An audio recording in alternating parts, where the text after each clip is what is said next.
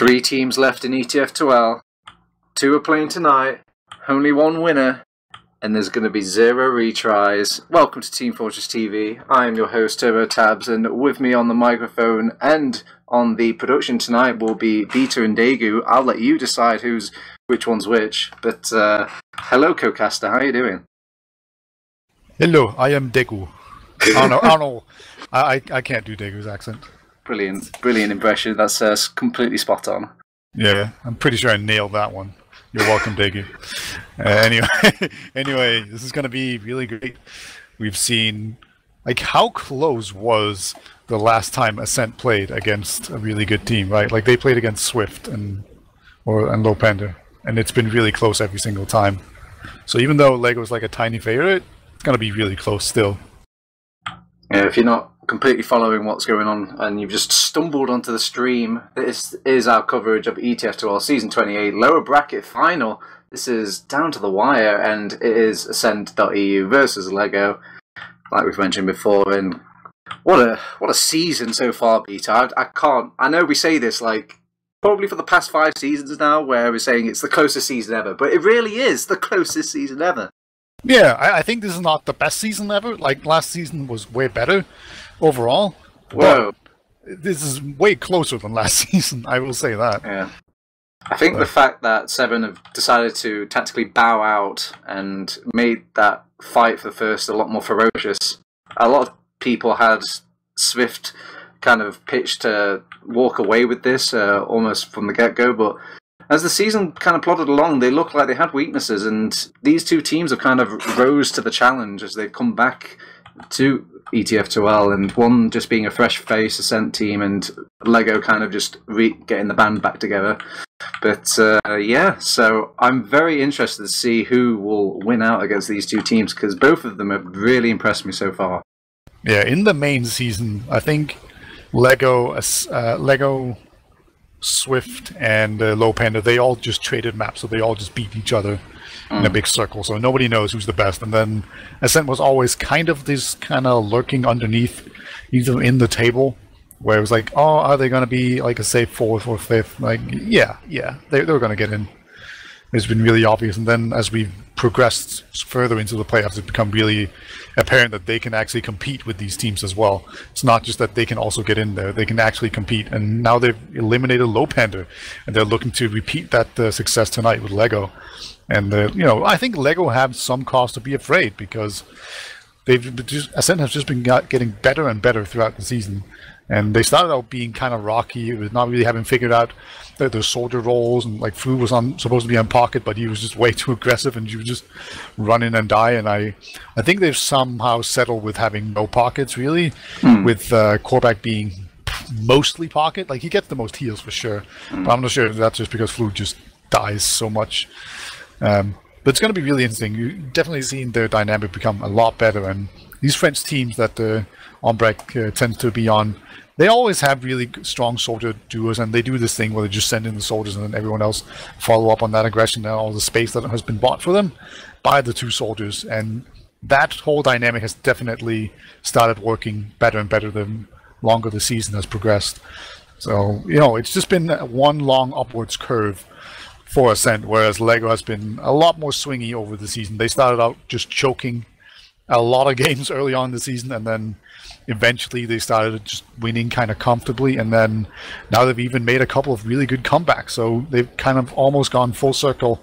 Well, not full circle. They've made a full 180 turn to where they start making comebacks instead of choking the game at the very last minute. Yeah, and I do want to quickly touch upon the rosters, however, on both of these teams, because there are some slight changes tonight, deviating from some previous games in the playoffs. So, I mean, if we could do it the old-fashioned way, Beta, that roster rundown, I do love a good roster rundown. So I'll let you take Lego, and I'll take the Ascent team straight after. Yeah, sure. On Scout, we have Sorix and Sen. Big Sorix once again back on Lego. It almost seems like Sorix is just not as good when he's not on Lego, but now he's back and he's as good as ever, and Sen is just an absolute beast. One was the upcoming talent of season 19 or something, and then he's just slowly been getting better and better. He's been playing some soldier, that kind of stuff. Con or Ingi or CMD on Medic. really good medic. Always has like a monstrous heal output, and has really good positioning.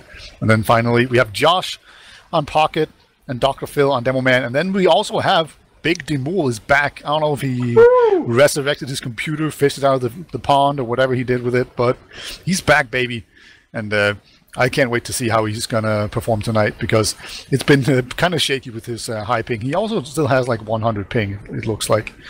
No, he's down to 30 ping. That's nice. He had 100 earlier when I was watching the warm-up, so I think he's going to be just fine. Hopefully, yeah. What do we have on Ascent? Over on the Ascent squad, we have Elacor on Demo Man, Ombrak on Medic, Callback on Pocket Soldier / Roaming Soldier, again, up for debate. Fluo will be playing that aggressive soldier, which will actually be Merking tonight instead of Neo, and instead of the usual Crafty Dave, so you'll have Flash playing that Pocket Scouty role, while Cradu will be playing that aggressive Scout. What a team, what a team. It really is just a collection of players that I guess not too many people pin as just these outstanding players in their own right, but when you lump them together, Beta, they just make a cohesive system and team, and it's really nice to see in a game of Team Fortress 2 to actually have a team that works well with one another and just kind of complements each other, whilst all these other teams just you can if you slap any squad together with Demol or Dr. Phil, they'll do just fine. But yeah, this team, it's really won me over in the past season or so.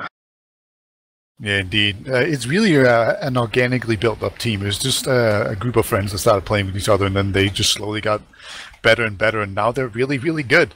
It's always cool when you see someone coming from like the depth of Div 4 or something, and they just stick together, and then at some point, just by playing the game a lot and just putting in a ton of effort and just enjoying the game so much that they just get really, really good. Like, I really love to see that kind of organic growth as a team, and they definitely embody it with Ascent. So now we've talked about the teams. It's time to talk about the maps, Peter, because as you know, in the playoff games, these teams get to pick and ban their maps out of the current ETF2L map pools. So I'm just going to start listing them off one by one. Oh, well, we've got 90 seconds, I've been told, so we'll have to do this really quickly, Peter. So you just give me some quick little first impressions as we go through it. So, Lego ban process. Product. No. Product was banned out by Ascent. But I like your thinking. So it was a process ban coming from Lego, then the product ban coming from Ascent, and obviously our first map pick will be Reckoner, which is currently what we're just waiting on right now. Lego will be playing or picking Gullywash, while they will ban out Snake, and Ascent will ban out Sunshine, and then our final map of the evening will be Badlands from just what's left over in the map pool. I think this is overall really good for Lego. I feel like Reckoner is one of their stronger maps. They tend to do better on it than a lot of other maps, for sure. And I don't know if you remember them beating 7 crowns or whatever they were called back then. So, they just started up having really strong. And then Gullywash is this relatively short map that really favors Lego pushing on very small advantages style. And then finally, we have Badlands, which is like an okay map for Lego. Yeah. But so, I think what Ascent was basically trying to capture was that sort of spark or that magic recipe that they beat Low Panda with early in the playoff. Well, anyway, enough chitter chatter, enough banter. It's time to go straight into it. ETF2L lower bracket final, Ascent versus Lego. Our first map, Reckoner. What's happening on mid, Peter? Well, Demul's going to try to jump in, and he's not really going to find much success, but he has waddled his way up into the Demo Man. He will miss a bunch of rockets, though. He's going to trade with a Demo Man, and Dr. Phil almost going to go down, but no, he will get saved by his Scout, and Josh is now in aggressively as well, having pushed down a lot of people. Josh is very weak. He will get arrowed, and that's going to mean that Lego is now one player, and they're going to take middle as everyone else just retreat pretty safely. So a very measured mid by both teams, and just basically the Roma did more damage for Lego. So he got a Demo Man, and Josh just straight on in. He's just going to keep on going, and he does go down. So maybe a bit too aggressive there by Josh, and he's going to end up going down. Yeah, I will apologise to the analysis lovers out there. You're in a game with Lego, and they do not like to take any breaks during the game. They just go thick and fast into it, even though they have slightly calmed down now, but that's because they've lost their ringleader, Josh. So once he gets respawned, I imagine they'll start pushing any moment now. Yeah, Josh, he's not even going to go for a banner. He'd often go for banners in these kind of situations, but it looks like he's just not going to bother. He's going to go on the gunboats. And now the question is, how will LEGO just approach this? Looks like they're going to rotate over to Toxic, send the Demo Man in there maybe? No, they changed their mind. You know, there's a bunch of different ways you can actually approach this. You can just, like, run into them with the pocket and just Uber, and that's exactly what LEGO are going to do. So no need to go over the other options here, as it was a Scout and Soldier combo, and they're actually going to walk over to Toxic and go in here. And so far, Josh is the first one to go down. It looks like LEGO are about to get completely sandwiched, but no, everyone else from Ascent are just kind of walking out, and Demur will survive. So that was a really nice second push there from LEGO, pushing in through the choke area and then just rotating over to Toxic and sandwiching like 2 players at least. Yeah, it plays off the fact that they can rotate those heals around and get those crit heals over onto the flank, while Ascent have to kind of play spreadly thin on that second point, just trying to hold the line, and Umbrak isn't feeling too comfortable trying to walk about the map buffing everybody as much as Condom is when he's just rotating over to his flank. So they had that little heal advantage just from the back of that little positional play.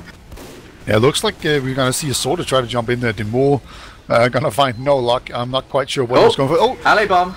And Phil will be cleaned up though. He is no Ali Bois. So they will probably push out on this now, because the Demo Man is a big pick beater, so they're looking to poke around these doorways at the moment. Yeah, one of the big reasons that the alley bomb actually works is just because of the Demo Man. Like, this is such a hard push to cross out that the Demo Man, you can even afford just losing him. And look at this, the Demo Man's going to completely caught out there. Gets saved just in time. And now Ingi is just completely trapped. He's dancing around, but it's not going to be enough. And LEGO, they just get completely crushed in this push out. Yeah, so they will ransack that point, get a nice stack onto it, and maybe even roll this all the way into middle as well. They just need to lock down these areas, keep a check for any sort of Zenith peaks or Zenith surprises, but Zenith is actually back on his second with his team. They will get the forward respawn, however, so they can maybe even get a nice resisting defense over on their second point. But keep in mind, they've got that Uber advantage over on Ambrak and Crow. Indeed, it's not a very big advantage, so if they don't push in time, then Ascent will just have pissed away their advantage.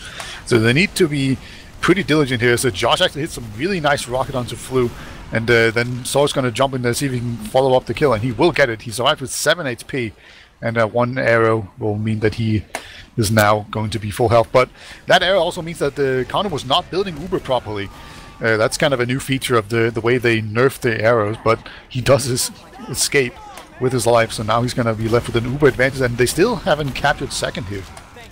Yeah, so actually they popped out to actually meet this attack with their own defense, and they're trying to just bum rush the side of Ascent right now. It's just Flash alone having to deal with the front line. He will get some backup eventually, not before losing his life, however. Fluor will get cleaned up because he was caught in the mix there, and LEGO, they want to push this. It's what they're good at, and that's what they're doing right now. Sorix is pushing the way. Josh is laying down the damage, but they can't quite find that fishing pick that they wanted to get there, so they'll be content with getting that midpoint for now. Yes, Josh actually hit a really nice air shot as well. It was a pretty small one, but it looked really cool. That's why what happened to that soldier that cratered. It was just Josh sending him careening into the floor. But the Umbrak's still going to be left with a tiny Uber advantage. I don't think he's going to be able to push on it, especially considering that Flash is now on Sniper. So I'm not quite sure how they're going to do this. I guess they're just going to play around their Sniper, and then it's going to basically be up to LEGO to try not to die to it, and then see if they can... What the hell? That was one hell of a shot from Flash. Flash online, PogChamp. Anyway, he's still kind of roaming about, seeing if he can get another fishing little pick, but with the Demo Man down, any doorway is free for Ascent to abuse. Oh my god, Josh just comes in and ransacks the combo. He's just a man, but he's a legend. He's actually taken out, and they will actually pop the Uber just because they're so scared of the Irishman, and he's not done yet. He wants to chase, he wants more kills, but he'll decide against it. He doesn't want to chase too hard. He needs to go back and support the rest of his team, who are kind of dealing with some players that are caught behind right now. Kratos still in the mix behind, but they've just left him to sunder while they actually bring the aggression forward. They've actually brought out the Pyro out to lay on this defense, and it's just Emil and Dr. Phil left, and they will bash off those final little players that were left on that point, and the first round is on the board for LEGO Beta. Yeah, really strong push here. not even proper last push really, just dominating the just the second point there, just winning that so convincingly that you can just roll on to last. And that's probably the best way to play this map, to be honest, because last is so difficult to push that you're better off just winning second really convincingly and then rolling from there. And LEGO did just that, so really great job. But here we're on another mid last, and with just the Romos flying into each other. And it looks like that's going to be the same thing again. But this time around, degu will come down short, and Josh gonna... I don't even know what happened, but he just got sent into a wall at like 1,000 miles per hour. There's a bit of a scout kingdom going on for LEGO right now, but I think they've just lost too much there. Oh my god, Sen wins the 1v1. And it's still only going to be 2 alive for LEGO. But what happened to Josh? Flash is what happened to Josh. Flash just kind of ringing in for the team, and he shows why he's on the best team in the world right now. He really is just a top pocket scout and can control those jumpers quite effortlessly, even despite Josh kind of soaring in there like a bullet. Yeah, Josh has actually gone for the banner right now. So, you know, we saw him die, and then he just sensed that there was going to be a stalemate. So I think he's just going to be looking to try and go in aggressively, see if we can get some spam done. And yeah, you can see him play very aggressive here in Toxic. I just want to point out, Beta, look at Flash's points on the board. There's not many times we get to look at that, but it's a nice little measure of how much the player's doing, and he is towering above everyone on Ascent right now. He's almost got the entire team's points in his back pocket. Yeah, that's kind of it looks really crazy. I think to be fair, it's mostly that he's just got all the cap points. Like, yeah, at this point, I think that's most of it. Like, he obviously has a bunch of kills in the system. Yeah, but at least Sorex and Zenith share those cap points. It looks like on the side of it. Usually when someone has a lot of points, it means that they don't die. That's kind of, and that's really valuable in TF2. So that's kind of the best way you can translate the points into some sort of meaningful in-game statistic that will kind of tell you how well someone is doing. And if a scout has a lot of points, it means he has a lot of cap points, which he has because he doesn't die. And great job. And we've also seen him get some kills as well. All right, so everyone's just kind of pussyfooting around at the moment. They're just waiting to see who pulls off the first mistake first. And Nellicor, he's tempted. He wants to see what he can peek, and the scouts are just kind of slapping him back for now and making him think twice. But who should the play come from at this point, Beta? Well, you would just by default think that it's going to be on Ascent because they're down 1-0 and they're also holding the middle. So that's kind of 2 factors that would mean that they would naturally want to be more aggressive. I'm also kind of surprised at just how passive Josh is playing this. Normally when he's trying to build this banner, he's being very aggressive. He does go down to very low HP. So he timed that perfectly. Oh, we have degu going in here. I think he was trying to go for some sort of play, but will not find it. Yeah, he will get caught out by the callback spam, however, and now they're going to take the advantage of this little tiny advantage over on the side of Ascent and start pushing this chokeway and see if they can, how much they can get in for free. They actually decide to leave callback behind. He will force off the Uber. And actually, they actually save callback. They bring back the Uber. Ombrak saves his boy, but not for long though. He doesn't want to leave him. How is callback still alive? He picked up the health back. The Wonder Kid just gets out and even get a kill onto Zenith at all. Flash doesn't die, Callback doesn't die, Vita. Yeah, that's crazy. Callback just basically made that whole play himself. Now he's going to run in there and die for no apparent reason. Oh, he was kind of left alone while everyone else was going through Toxic, so I suppose he was supposed to be the distraction, but as it was, he was just frag meat instead. It looks like Sorg's acting very aggressively here. He wants to win this scout duel, but he's going to not be able to quite get the kill in time, and now Dr. Phil's going to be left in. And losing the Demo Man can be a very big deal here for LEGO. You still see the scouts just running in here. They're really buffed. So even though LEGO was 1 person down, there might even be 2 people down. Just the fact that they have these really buff scouts means they can be very aggressive with their heal right now. But if they don't get some kills in a very short amount of time, they're going to have to just get out of there because they'll just lose. And it looks like that's exactly what they're going to do. Oh no, Flu just went in behind. There was just not enough people alive for LEGO to actually watch the flank. Flu just went in there and shot the medic in the back. Yeah. While the scouts over on LEGO though were doing a wonderful job of actually taking that fight, especially when I saw the soldiers respawn in and you saw even more respawners kind of backpedaling to the mid now. I was certain that Ascent was going to kind of crush that, but they did a very good job to make it as convincing as they did. Everyone like, they drop coming out from Dr. Phil. That must have been a secret trap, because even I didn't see it coming. And Ascent look a bit distraught losing their medic at that point in the game. Now that was their ticket back into this beta. Yeah, it was looking so good, but just one tiny lapse of concentration is all it takes. There's a soldier hiding, but he gets spotted and he will just jump out. Again, Korvac just not willing to die.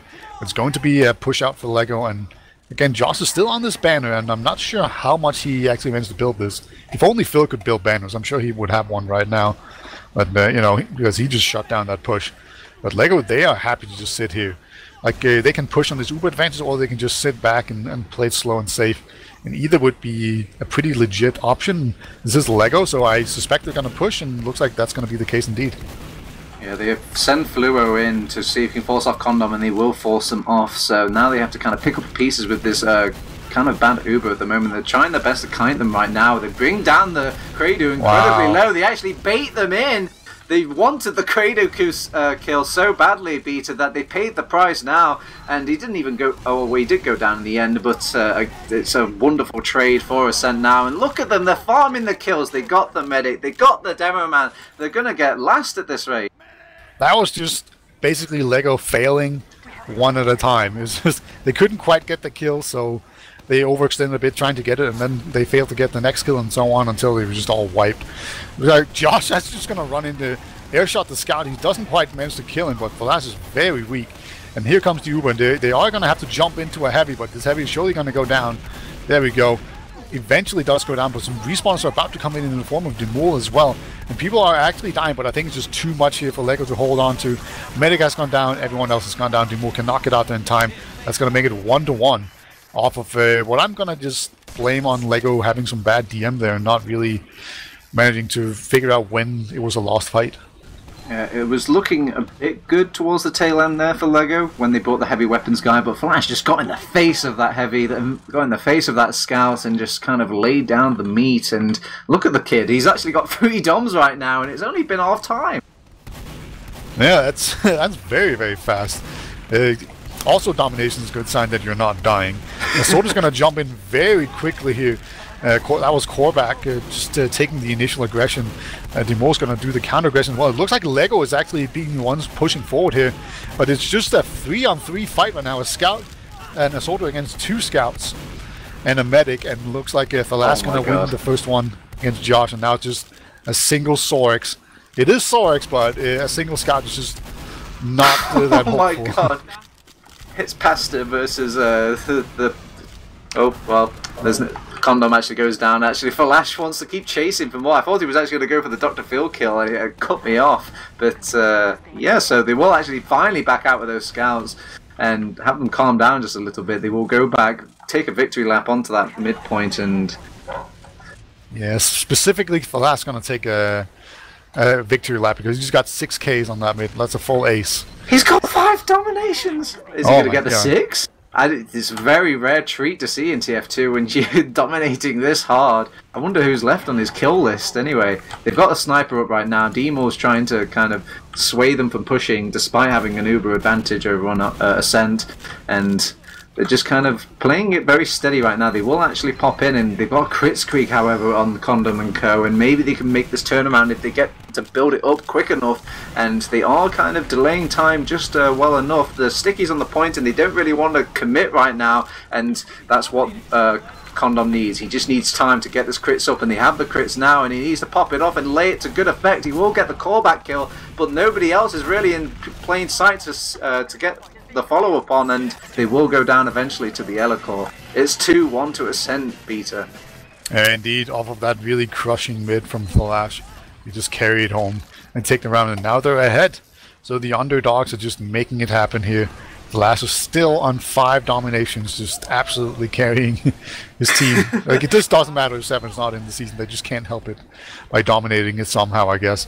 But a really great job there. Lego almost kind of duper, but just wasn't quite enough in time. Let's see what these soldiers do. It's been really all about the roaming soldiers creating space so far. and how much damage they can do. Here come both soldiers right now. They go on to the right side, and they will get taken down pretty swiftly right here. Korvac actually not going to go down. There we go. Fire Demol jumps in and will finish him off. But the double scout flank on the right side for Ascent will just create so much ruckus, but everything else has just gone down. So that will be a really solid mid for Lego, and they will avenge it immediately. And can Ombrag even escape here? Yeah, it looks like that they just didn't really find the rockets over on that double soldier bomb for Ascent on that mid. The combination of just being shut down by scouts and just not landing the rockets almost laid that mid to rest for Ascent immediately, so they will be losing the second point, and they have got an Uber charge though, however, because Ombrag kept himself alive during all the fighting, and Josh will Uber in despite it though. They've actually counter-popped, and maybe they might be a little bit shocked, but not too much. They should be keeping track of Ombrag's death counter, so they'll just back off, walk backwards, and go about building that Uber again with a slight little advantage this time, but it's slight, Peter. Yeah, indeed. Very, very slight. This is definitely not something you can push on Reckoner. Very specifically on this map, this is definitely not pushable off of advantages, at least. I almost feel like on Reckoner you kind of have to assume every push. It's like Phil tried to jump in, gets completely denied by a sticky trap and a soldier. That was pretty brutal. Asserting will even go down as well. So now Lego, they're going to have to hold outside. That was a package just for those demo bombs there. You can tell everyone's getting sick of those bombs on Reckoner now that they've developed special sentry spots and special traps just to deal with the bleeding things. Yeah, and medics also just stand in spawn. They just like hang out in there. You can't get backstabbed if you're in spawn. Alright, and you can't get bombed either by anything. why even turn up to mid, Peter? Let's just everyone stay in spawn. Nobody will die then. Everyone will have doms. Yeah. That sounds like a good plan. Dr. Phil's been taken down by the sniper, so it looks like Ascent tried to push out, but they just get bomb rushed by the Lego scouts. Ooh. And Falash will equalize it once again.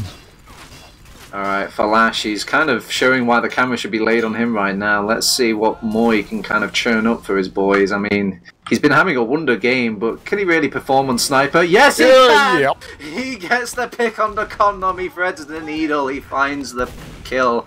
Falash, he should be waving that his ham in victory. So they will kind of lay these other budding players to rest now, as they've got no heals, they've got no advantages, and they've got no time to really go for the back cap either. And did Elikor get a meat kill as well? God, this is just stylish coming out from Assembly. Yeah, Dr. Phil was like completely in a corner, and Elikor was just like walking at him with the ham shank. That's pretty miserable for Dr. Phil. And now Elikor is going to be seeing if he can actually get the rule. He can. Nice chase there. I thought Demo made it out, but that last little surgical sticky got him. So they're still pushing this, however, despite not having camped mid quite yet. They just want to lay some lockdown, but they haven't got the numbers with them at the moment. Elikor will eventually meet some backup. The rest of his team are following suit, and they've got an Uber advantage, Peter, but they're wasting some time here. Yep, and again, I'm pretty sure Lego can very comfortably kite this Uber. I don't see why Ascent would really wait, on the other hand. Like, they're going to run into an Uber no matter what, but like you might as well just push. But then again, they are ahead, so I assume you can just do that, just wait it out a little bit. And they're actually catching out a bunch of Lego players in the lobby right now. There we go, Korvac will finish off Josh. That's going to be a really nice job by him. He just kind of snuck in there. That's going to be a pick, but the flu also went down. So they've got Demo on Sniper right now, so if there's any way to back into this game, it's going to be through him, but they're making it so difficult for him. Anyone that's showing their face is just nicely buffed or has too much HP to really be taken down, so Demo's going to have to think outside the box if he wants to get a pick here. Yeah, he was in the same position that the last was in before, but unlike Condom, Ombrag was in a very good position where he just could not get sniped. Hey now, give the boy some credit. Ombrag recently just was reminded of why medic position is important when it comes to the enemy sniper, so it's probably fresh in his mind. He's like, oh, I don't want to make that mistake, so they're just kind of chilling. It was also in transition, like there's a reason why Condom was so far back, but either way, it was pretty funny. Yeah. Looks like Lego, they're just going to push out here. That's very interesting. This is usually something that people just say is a complete death sentence for any team. Oh my god! Josh just got completely mulched by Flash. They are going to lose quite a few players, but Inky has gone down as well, so maybe this is why people say don't push like this.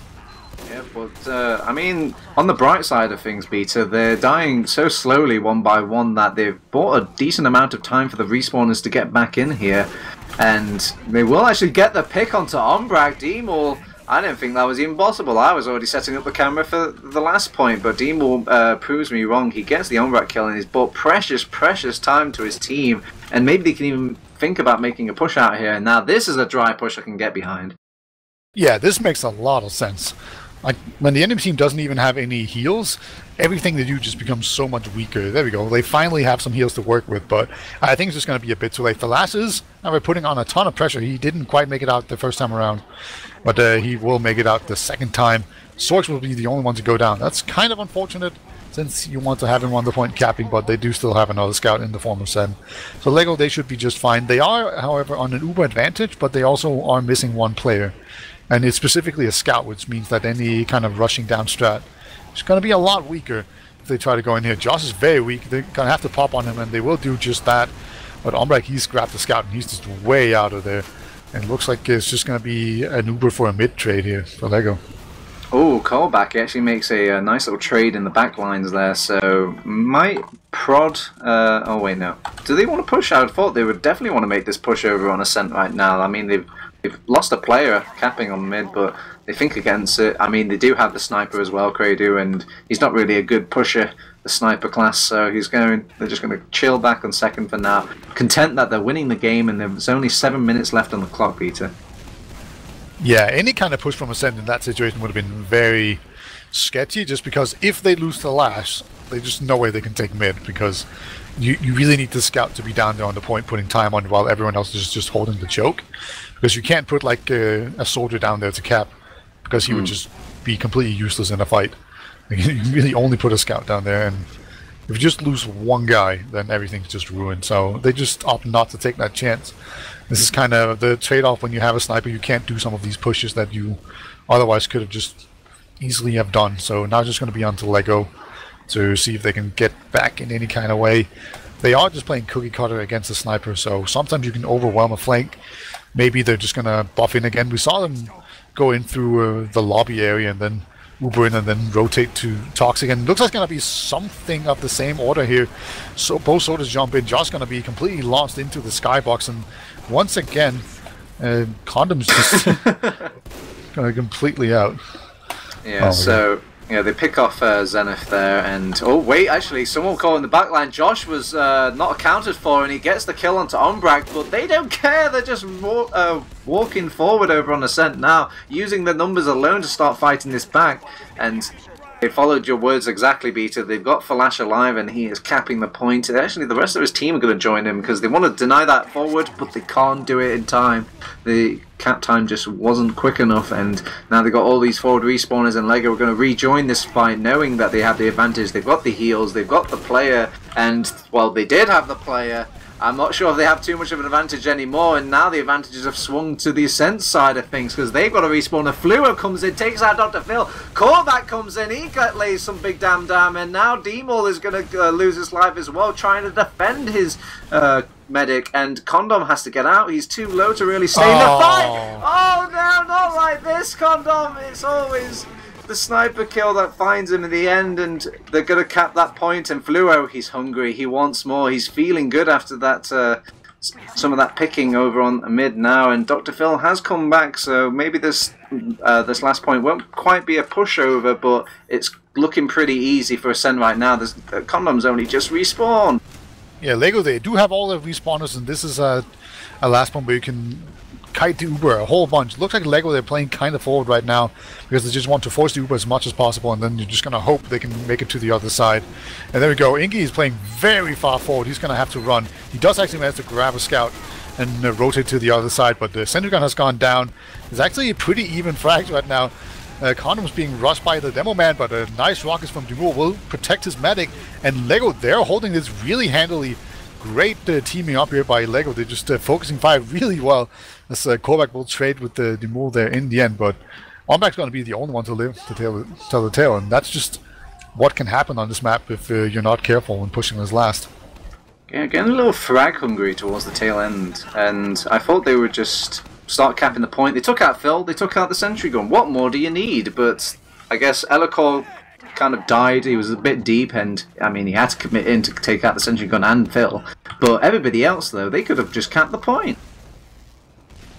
As a result now, there's about 3.5 minutes left, and it's 2-1 in favor of Ascent. And so LEGO, they're definitely in a situation where they can do this. They're going to Uber in Dr. Phil.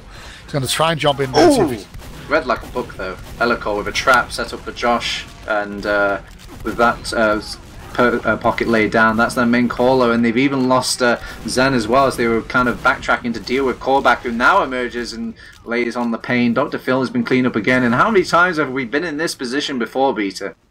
Yeah, LEGO, whenever they try to push in, it's just been a really fantastic defensive job coming up from Ascent, where they just manage to slowly fight this off. And now LEGO, they're walking really far forward. Soix in particular, just so deep, and he's going to go down. That was probably a bit too aggressive, and now Ascent, they're going to push in through the top right here. There will be soldiers from LEGO trying to block it as well, but both of them have now gone down, and here comes the Uber. It's going to be so difficult for LEGO to block this. It's just going to be Dr. Phil. He's going to get bounced around. That's going to be it, and the game is now... It's not completely over, but it's very close to being it. LEGO need 2 perfect rounds, otherwise this is just game. But if anyone can do it, it's LEGO.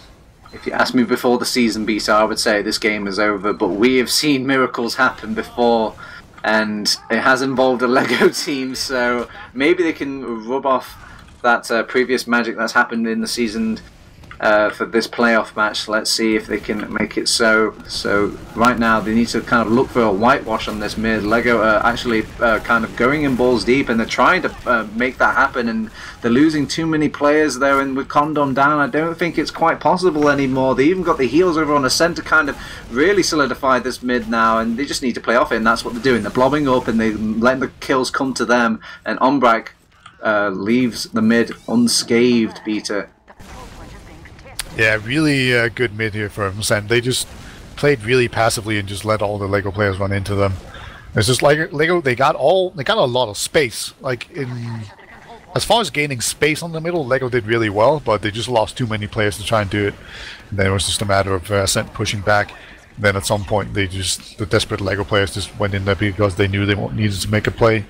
Now there's 1.5 minutes left. It is unfortunately completely over, but you know, they could just really show who's boss here by taking another round and showing that this is like why this is their map pick. And I think you were right. Like it just the whole low panda mojo, it wasn't a fluke. It was just they're just really good on Reckoner. Yeah. So I mean, LEGO fans, don't quite throw in the towel just yet. This is their map pick after all. Ascent have to really lay it to LEGO and actually beat them on their home turf as well, which will be Gullywash coming up really soon after about 50 seconds. But it's a bit difficult to kind of really concentrate at this game at this point, because right now anybody could just be farting about, anybody could just be throwing themselves to the wolves, and these logs could be all over the place for this final minute. But Gullywash is going to be our next map, and I'm excited to see what I don't know, we shouldn't write this off that like Condom can still drop another Uber, that would be funny. And then Josh could hit another air shot, that would be cool. Then maybe we're going to see Falas get some more dominations. He's all the way down to 1 domination right now, you know, so no, he's going to be kicking himself. I don't know why he's descending back. You need to get in there, Falas. Get some kills. I guess he's just baiting people out. There we go. Dr. Phil's going to go down to Kredu. And here comes the soldier in very aggressively. Oh no, Falas, get Ubered. Oh wow, Falas arrives on 9. But he doesn't die. That's the important part, and that's been a theme throughout all of this. We're going to be looking at some logs, obviously, but I suspect Falas is going to have a very low amount of deaths. Yeah, let's have a look as we try and pull those logs up for you. Was there anybody outside of the logs, Peter, that kind of really impressed you in this game?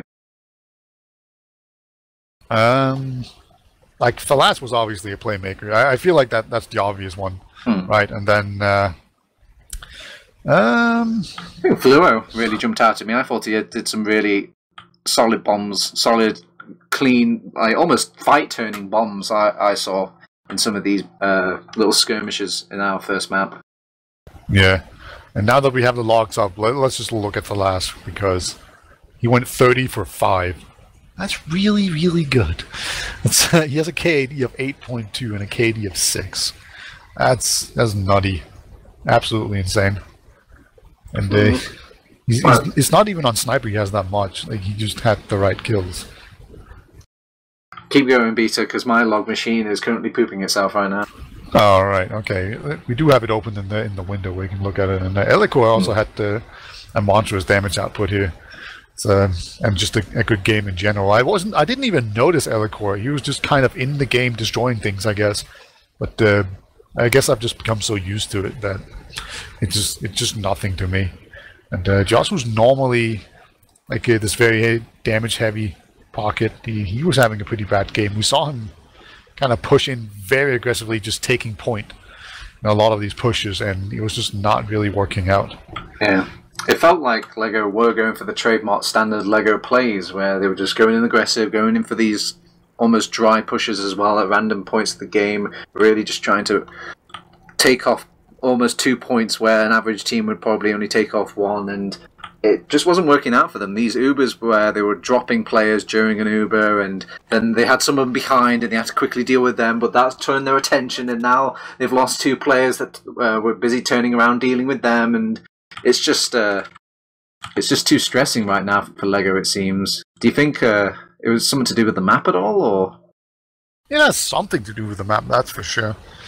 I think it's hard doing these really aggressive pushes on a map where you can just keep retreating for a whole while before you have to pop. Recognize it's not the worst with that one. Like on last, it's obviously really bad, but I don't think LEGO did those kind of pushes there.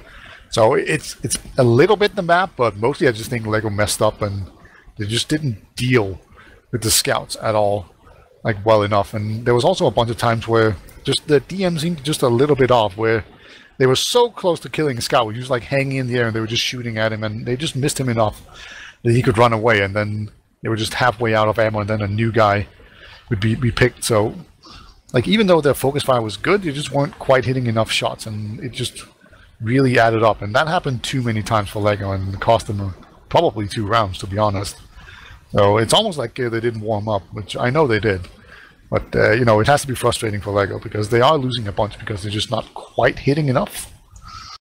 Well, I'm sure it's all fine, though, because LEGO, they seem like a team that takes advantage of their best referees. It always seems to come down to the final map when they're involved, and now they're going to have to make that happen again if they want to guarantee that spot into the grand final. So Gullywash will be our next map, however, and I can't think of a more LEGO-y map than this Gullywash map, Beta. This is a map where you can lay on the aggression thick and heavy, because you could even rush to last before you even get to second.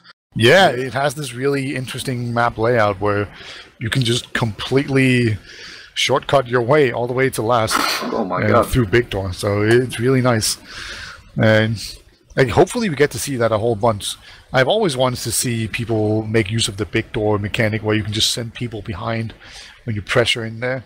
Like I've always wanted to see more of that, but I'm sure LEGO would be up for it. Like, they have Sorix on their team. Like, if you want to send a scout behind, Sorix is one of the best people to send, because that's just annoying to deal with. Yeah, the dude really thrives in these 1v1 scenarios. Even has an entire dish dedicated to him, the Pasta Scout. So it has to be, you know, something of note here, but it's still waiting for him to really be activated in this game, Beta. So however, talking of Sorix, talking of the team in general, my eyes on the big Smorg himself, it will be Demol. If he can kind of win out these mids for these teams, like you often see on the Gullywash map on the Roma, then it would set the pace for LEGO to kind of start snowballing these rounds really early on, and then let the control start off, you know, just start off well for them, basically. And I feel like Demol is very capable of that on this Gullywash map. Yeah, I think there's 2 real key components for LEGO on these mid-fights. And the first one is, as it always is against Ascent, is to have your scouts deal with their soldiers really well. Like, they're going to be bombing in at some point, they're going to come in at the same time, and you just You need to kill them fast, otherwise everyone else will just be rolling in front of their team. So that's the first step. And then the second step is to just get really good value out of your own roamer on the middle, because like whenever Lego managed to get a really good bomb in from Demul early on in the middle, they always won those mids. So I think that's going to be a real key component. So definitely watch Demul on some mids. Yeah, so if I had to take a prediction out of you though, Beta, if I had to make you lay your money on the table and predict who's going to walk away with this, despite all of our praise of Lego, who do you think is going to take this map? I think Lego are going to be able to bring it back. This is their map pick, and this is a map that really suits their playstyle. So I think they're gonna win this 3-2. I think it's gonna continue being close, and now hopefully also they'll be able to deal with the last little bit. But what about you? What's your prediction? I don't know, man. I mean, Ascent have got the momentum in them right now, and they're feeling good. They're looking good, and keep in mind, they've got that Flash guy as well. He's pretty good at the video game. So I'm predicting a whitewash here, Beta. I'm going to sacrifice poor Lego, and I'm going to back my boy Ombre. Oh, wow. You'll regret that. That's for sure. Yeah. You have little faith. You will not be rewarded in Valhalla in times come. I think I just like causing controversy, you know? Just, I want to go against the grain. I want to just be my own man. I just want the attention, Beta. Yeah, Thor does not approve. We are going live. Hopefully the Icelandians will treat me kindly in this game. We are entering our second map of ETF2L Season 28, lower bracket final. Our possible match point for Ascent.EU, unless Lego can claw it back, is Gullywash, baby. And the first thing I see on mid is Callback going in rather quickly and going down rather quickly. He does lay some nice damage onto the Demo Man, however, but fills back up but through some nice little crossbowing. And yeah, it's a free mid for Lego, just gifted by Callback there. Yeah, just dealing with that that soldier bomb is really important, and I also feel like he went in a bit too early. Like he didn't sync up with his team properly there. I guess he thought he saw an opening, but then as soon as he went in, he kind of realized, no, wait, this is no opening. It was a trap. And he just got destroyed. I can respect it. Usually when you start off these games, nobody really wants to go full risk. They want to kind of feel each other out on this mid. So why not hit them with a, just a cheap shot with a fast roamer rollout and see if you can get that Demo Man very early on. But they were expecting it, or at least they reacted to it really quickly on Lego, so good on them. They have been rewarded with a mid and a second point, and now they're looking to see if they can get this Uber out of Ombrak before they make the push in. Yeah, they're trying to spam out the sentry, but there's a pyro reflecting every single rocket coming at them right now. So it's going to be a while, but they actually sent Sorg into the water to distract a little bit. I really like this whole idea of having someone in water to distract, because it's going to pull people onto the point. It's going to make it so that those soldiers trying to deal with it, they will not be able to airshot anyone jumping in there. Obviously, there's going to be a sentry right now. That means the soldier can't quite jump in.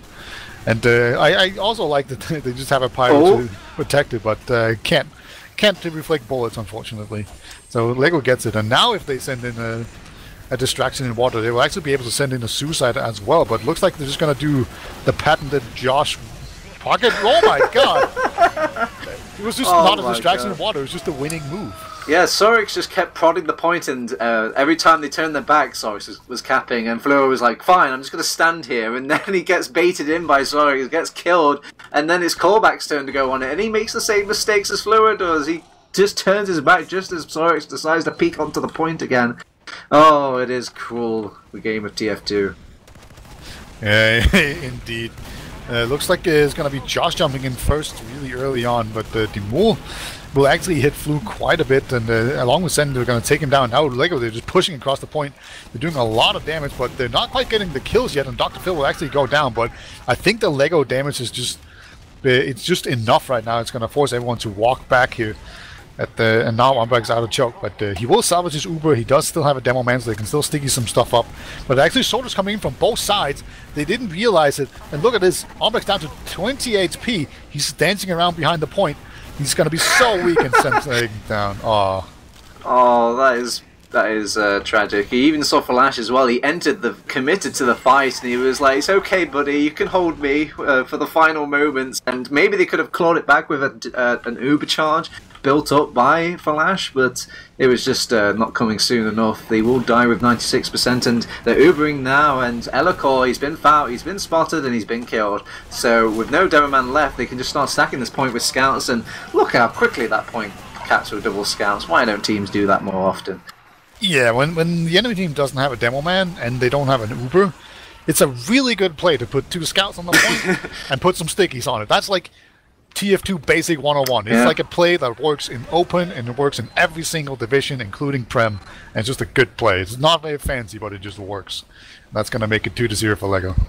Yeah, this is showing why LEGO have picked this map. A very, very confident and strong start. I'm currently eating my words, but they do mix it up over on the side of Ascent. They go for a right side rollout instead of the left hand side, and they're trying to see if they can hold the line from this point instead. But LEGO, they're very good at just kind of not only dealing aggression, but kind of getting out at the same time as well. Almost drive-by movement coming from LEGO now, and now that they've got the advantage, they're starting to play off that fact as well. You see Sorex is entering in from this flank, and he doesn't quite find the flash kill, and God, they actually managed to keep themselves healthy enough, but they can't survive the Demo bomb. The Demo comes in and he kills not only Ombrak, but he kills Elacor as well. And Flash it's time for plan B. Cap this point as soon as possible before LEGO rejoin the fight. Maybe they can get some respawners up in here, but they actually won't commit to the fight. I'm very surprised, LEGO. Well, there were only 2 players, so I understand. They were just waiting to have Sorex there with them and choke. Now they're going to bully them out. Oh, yeah, a pretty sensible play there, but Dr. Phil actually going down. That's really annoying because that means that LEGO can't properly, really safely lock down the choke. That means that it's just going to open it up for Ascent to just keep on walking in there, and could be very dicey for LEGO if they're not careful, but looks like finally they have managed to even get a pick and secure the choke, and now they're going to be walking in here, and they just Uber through. Wow, that was very aggressively popped, and like, I'm all for having proactive Ubers, but like, you should have some scouting in there as well. I think they thought Ombrak was closer.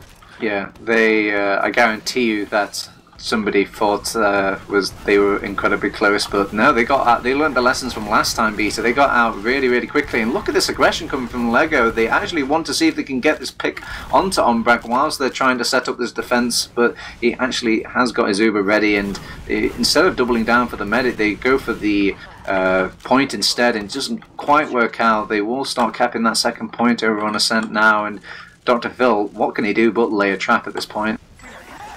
Yep, put some stickies on the ground, hope Ombrak runs into it. He's done it before.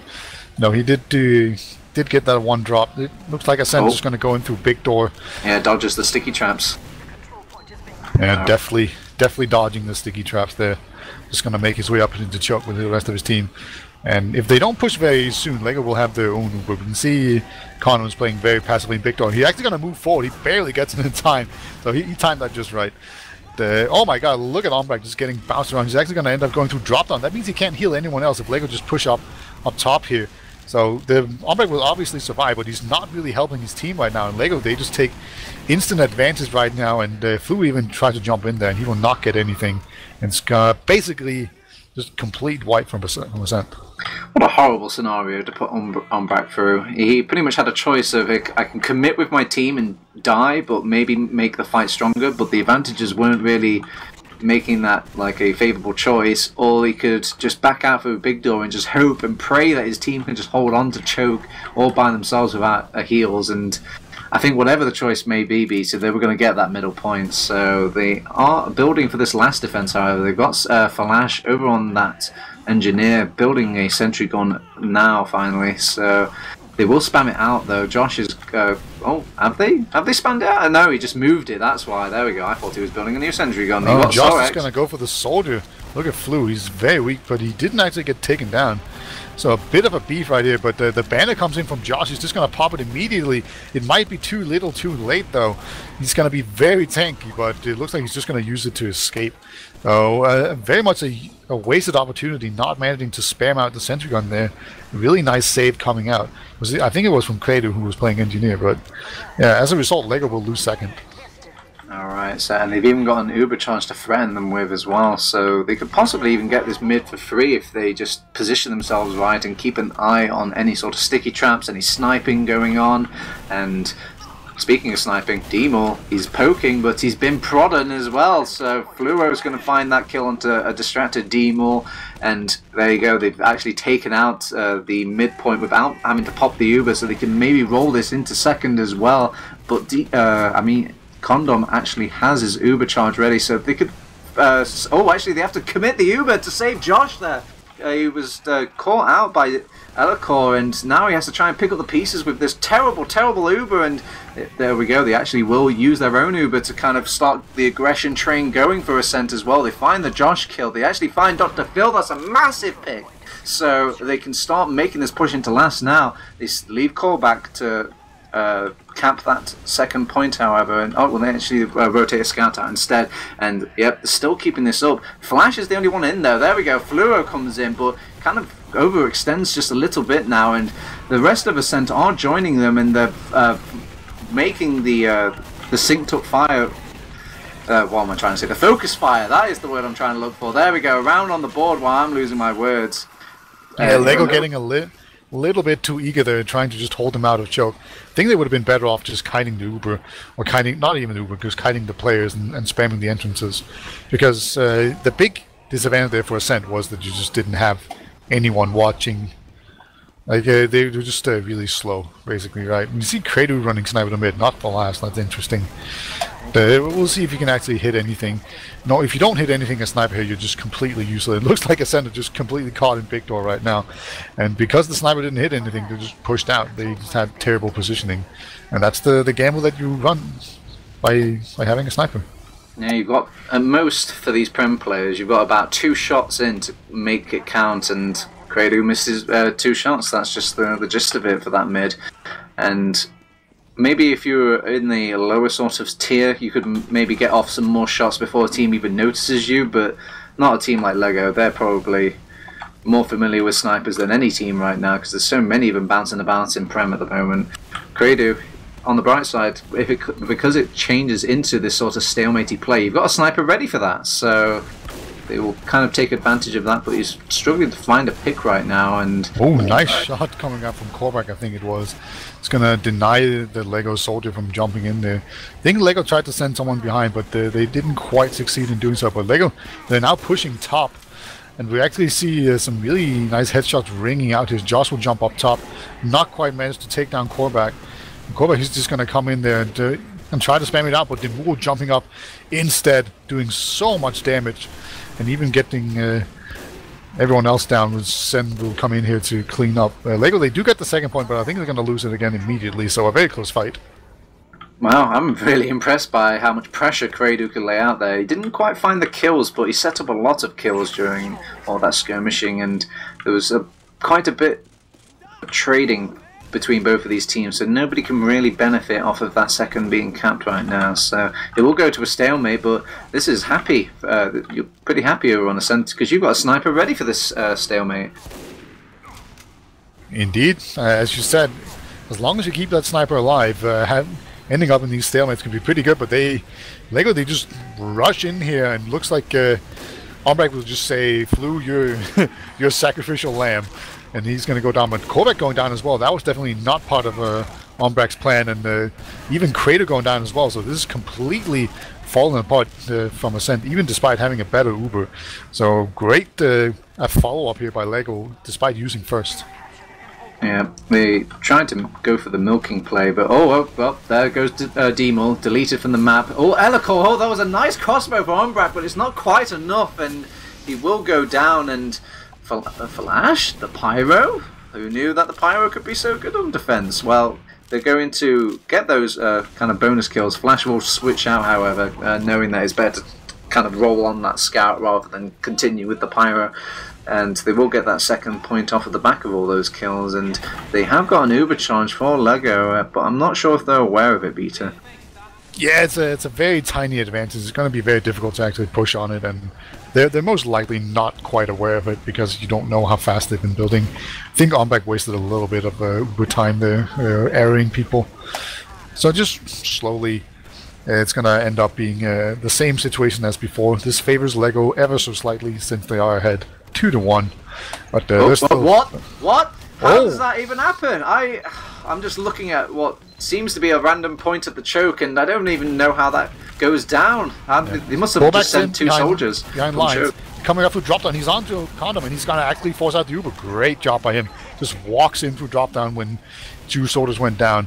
And now Sen is desperately trying to force this Uber, and yeah, he's not going to make it out alive. But Helico will actually go down to Dr. Phil, who just putting up a carpet to make sure that nobody could walk through, and Helico did not realize, and Flu will go down as well. So now Lego, they have completely stabilized, and they might even try to push in here. And Ascent, they are just giving it up. They don't want to mess with it at all. So a pretty bad situation from Lego. They're getting forced by Korvac. Ends up in their favor somehow. A crammed bait by Lego there. I'm sure they were meant to both walk into that choke and die to that sticky trap. It was just a play just to get them into the pushing mood over on Ascent. So they won't pay the price, however, and Credo is rocking the engineer like they always do for this last defense, and kind of an interesting spot where he's put it. I think they just like to rotate this sentry gun out, see if they can get like a random surprise kill with the sentry gun, but once it's been caught out there, I think it probably should be rotated out. It's not really a great spot to use once it's been spotted. There you go, they're starting to move it now. So yeah, I think it's like an anti-bomb sentry gun. Like if you try to jump in there, it's in a really good position, just push you back. It's not like when you put it on the stair where it'll just push you into the medic. Point. And Sorex off point. He got cleaned up by Elicor's sticky trap. I guess they've learned from the previous round that Sorex can be kind of a pest when it comes to that point. So with him down, they can maybe think about a push in, and Falash is going aggressive with the Pyro. Oh, the double air blast from Falash. Sadly, he didn't find anybody, but I think that would have got a kill as well if he could just line it up a little bit better. Yeah, Pyro's actually really scary these days. Like, you know, if you get close to a Pyro, you'll take a lot of damage. Look at that Flu, just sensing weakness, just jumps in there and completely demolishes both Lego soldiers. Really great job by him, and that's going to leave these areas in. And Korvac, once again, when 2 soldiers are down, he just moves forward because he knows it's going to be a lot of holes for him to exploit. He is kind of alone right now, and yeah, he's going to just end up jumping back here, not really sensing that he has a chance to get past the 2 scouts, but Sen will get taken down by Falash, who's walked all the way forward as Sniper. Oh, this is a horrible position for Cottenham to be in as well. He actually will be pushed out of that position now, and he will use his Uber as well, so it doesn't have to worry about the sniper too much. But Umbrak has responded. He's actually dropped down, but nobody wants to kind of join him in that. They could have maybe cut off Umbrak's only exit there, but weren't quite quick off the mark for Lego instead. But as the timer kind of elongates itself in this little fight, the better it is for Lego, and they will actually catch out Korvac, who didn't get the memo that they backed out to that point ages ago, Vita. Yeah, a bit of a miscommunication, I feel like. And Lego, they're just moving in right now. I don't know if they're going for the med pick or if they're just trying to push in normally, but it looks like they're not going to be quite able to get it in time, as Zen will even go down to the Flames. Flames are really scary these days. Like, they do so much damage. They just do maximum damage almost no matter what, as long as like 1 particle is hitting you. So if you get close to a Pyro, they're very scary, but you know, you can still kite them like crazy, which is why they're not really a good push class in any way. But on last, they're actually really scary, in my opinion. Was Olga right, Beta? Is this the way to play TF2 now? Just run that Pyro, and oh, they actually got D-Maul on the spy right as well, and I think he might actually get the sneak onto them. They're not aware of his presence, and he's just playing security camera at the moment, but I think he needs a distraction really to kind of prove that he can go in. But oh no, he's doing it solo. Yeah, Josh is actually also spamming really hard, but Umbrak, he sees him, and he gets cleaned up. That's some really sick game sense right there from Umbrak, actually. Like, it would make so much sense for him to look forward into the spam, but I guess he just smelled it. And the Lego, they're gonna pop the Uber right here. It's pretty even Ubers, but the last actually going down, that's really important for Lego. Otherwise, that would have been a complete disaster, in my opinion. But getting that 1 pick just completely salvages it. It means that they're not going to get pushed on. Now Lego just sending in both soldiers and Big Door, trying to get as much damage done as possible, and send. It's in too deep. And again, the double class sticky bomb just going down. God, they're throwing everything at Umbrak here just to kind of salvage it, but he's still kicking, and they're going to get a midpoint as well. And I could see Lego's trainer thought there. They thought, well, we've got 1 extra player. We could probably overwhelm this flank very easily, and they went for that, but Credo rotated around quick enough. A nice little jumping bomb coming out from Fluo as well to kind of lay the damage out, and Elikor kind of cleaned it up from there as well. Oh yeah, Ascent, they're moving in right now. Dr. Phil is just sticking everything out in choke, but so far no one else is actually just destroying it. There we go, Lego, they get them. That was really interesting. Everyone just getting completely locked out of choke, and now it's just left with Flu up top here with 130 HP after taking the med kit. He's going to be stuck behind lines for quite a while, and Ombrek's just running away alone, and there's actually a scout on him. Can Sorex get this, or will he not get it? No. Barely not going to get it in time, so really great escape there by Ombrek. That is not the Sorex I know. A Sorex would take on any demo man any day, but Elikor, he is a scary demo man right now. He's better known for landing those random ass pipes in random ass places, so he thinks better of it, decides to just play off the advantage his team has worked so hard to get. But speaking of advantages worked hard to get, Ombrak has stayed alive and got his Uber charge to even out the Uber situation, and Zenny actually commits in onto the Ombrak kill while Elikor had his back turned, and that's a medic down for Ascent. Yeah, Lego right now, the big danger for them is that they don't have very many combat classes against 5 combat classes from Ascent. So if they're not very careful, they can just get overwhelmed and lose their medic that way. And you see that very often when people go, oh, they don't have a medic, we're in good position, we should almost start pushing here, and then they just like run into an entire enemy team with way more damage output than them, and then they die. But Lego, they smartly play it back here. Not going to rush it, they're just going to wait for respawners and having all the heals, and look at it, there's just no one to really contest them except for when you run into a sticky trap. The bomb is disabled, crew. You can come into cap second now, says Josh. Elikor is still poking though, and see if he can get some free damage, but he's not going to come up with any sort of kill. And Fluo, he might get caught out in this lower area there. Oh no, he doesn't just get out. He actually, Zenith kind of commits a little bit further. Oh, goes the extra Lego mile. dot push. This is really good.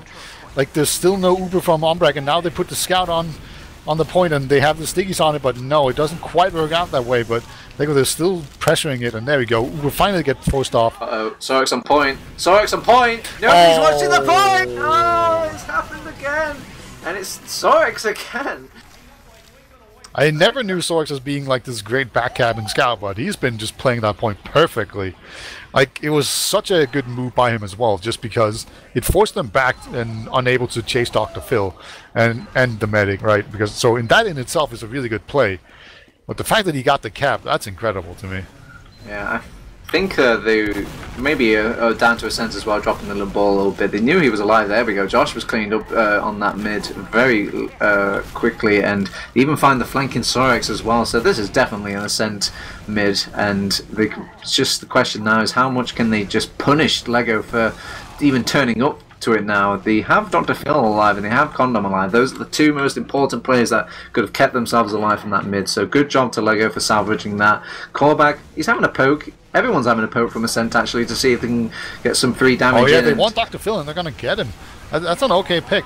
And especially if Floyd can escape, he cannot quite do that. But they could just try push in, and now they're one down. Okay. Yeah, that's probably not going to work out, but I like the idea. That was a good push in there. I think they originally wanted the medic, but then they just saw, oh, like if anyone was separated from the pack, they could just go for him instead, and then that turned out to be Dr. Phil. And the Demo Man is a really good pick on Gullywash because you can just like bomb in 2 soldiers onto the point or run a scout up from water, and then everything just gets capped, and you'll be sad. There's a spy coming out of Fluo, but it might have been read by Demo because he was ferociously checking for every single class over in the respawn area as well. So they should see this coming over on the side of Lego. And Flu's in the most obvious spot ever. This is the spy spot, basically. He's not even cloaked. He's just chilling. Yeah. He's like... Yeah, he doesn't have Cloak and Dagger, actually. That's interesting. You almost always see Cloak and Dagger these days, but not Flu. He's just like, I can sit down here forever. I mean, surely. So, I mean, Lego, they're not expecting this actually.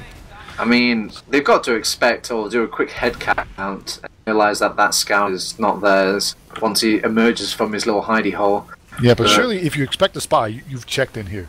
Like, obviously. Oh, there you go. There you go. They've checked him, and he's been found and killed. So that was just a little small chapter of the Fluo spy concluded for today, and it's down to another 7 minutes left, and Ascent, they've got to be feeling the squeeze of that timer beater, and they've got to be feeling a little bit nervous because. Yeah, I actually hate the way Flu played as a spy because, he didn't have cloak and dagger. Let's say if the last was go sniper here, and then he just kind of sat around. When you sit around like that, that's when you want to go cloak and dagger for, right? But when you don't have cloak and dagger, you just want to like go in as deep as you possibly can and then uncloak. I've got a theory, Beater. Maybe he thought he was cloaked and he doesn't have view models on. I've heard worse theories, that's for sure. Is the most little spy checking, or is he actually out there? No, he's out there. Okay. He was out there, but everyone's having a tough time on spy at the moment, and let's see if Flash can turn these off classes around with a good sniping or two. He showed off some skills over on the first map, but is finding it hard to find the pick on this last map here. So they brought out heavy as well, just to really kind of. Flash is getting so many good peaks right now. He's just getting all the good looks, and finally Soda's going to so low. He brought down to 2 HP there, but it's a good thing his friend Ombrak kept him nice and healthy, so another chance, another snipe for Flash. He wants the medic pick, he actually waits the shot, hoping that Condom will peek his head, but Condom surely should know by now that he should never leave that spawn, ever. Yeah, especially when they're not putting pressure on the point. Now they've actually sent a scout down there. Eloquo going down, that's a really big deal. That means that any point pressure is a lot less dangerous because you can't just get stickied off once a scout runs onto it, right? Like, that's what you're afraid of. A scout runs out of water and the demo man has stickied it from Riverside, and then they just cap it, or you lose a bunch of players trying to stop it. But when the demo man goes down, that becomes a lot less scary. That means that they can focus more attention on denying the sniper. And that's what's going to happen indeed. And yeah, Connor, he's just going to stay in spawn. He's like, nah, this wasn't reckoning. There was actually a point where they could have made the push out there. They did lose a demo man over on Ascent, and usually that's a time to push, but Lego just thought, nah, I don't want to leave. I don't want to leave. It's you got Flash and Sniper. I do not want to leave this base right now, so they will sit tight, build another sentry gun, and just play the waiting game. Condom isn't even healing anybody. The only guy who gets the heal is the engineer, and yeah, he's just kind of staring out at the window. Yeah, Flash is currently fighting the engineer. Oh, he's barely going to miss him, and oh my god, he also misses the mole. But yeah, it's actually getting really dangerous, just the fact that Condom is just not healing anyone. At some point, someone's going to die because they're not buffed.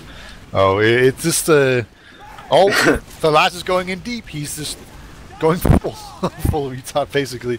Just all hero shot there. Yeah. And Condom's just like sitting in spawn, barely laughing. I mean, they're just trying to find the medic at this point. They just throw the sniper in, and he can't see him at all. Sorix will get cleaned up there, but it's to be expected. Usually, aggressive scout or Euroma is going to make that play when the enemy loses a number on their side. So, no harm, no foul. Demon's going to Vox by just to quickly check some classes, see what's going down on the Ascent lineup. But the last is Pyro in water. You can just walk up there, blast everyone off the point, and then cap it. That's a strategy. And I've done it, never successfully, but I've totally done it. So I think it makes sense. It's just setting people on fire at this point now. But they committed the Uber in, they forced it in a way. And Josh will actually get the Elocore pick, and Flash decides to kind of turn around instead. So much work. Oh, he actually takes out the sentry gun as well. It's just Flash kind of. Oh my god! It worked out so well. He just won the point with Pyro. That won the point, Beater. Oh god! Totally worked. Imagine the pugs now, Beater. Everyone's going to be like, I want to be like Flash, and I want to be like Olga, and they're going to just run Pyro in all these pickup games. Let's be real, everyone's playing Pyro already anyway. Hey.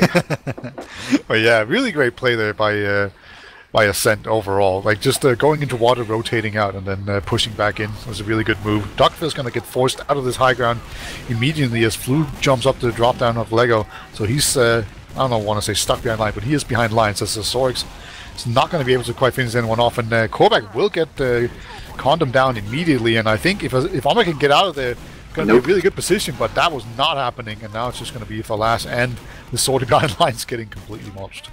Yeah, there's just too much for them to deal with over on Ascent. They had Josh, who was threatening the scout in Umbrak. They couldn't really get out at that point, and it took so much time to deal with Josh that one scout was kind of checked out for the entire fight there.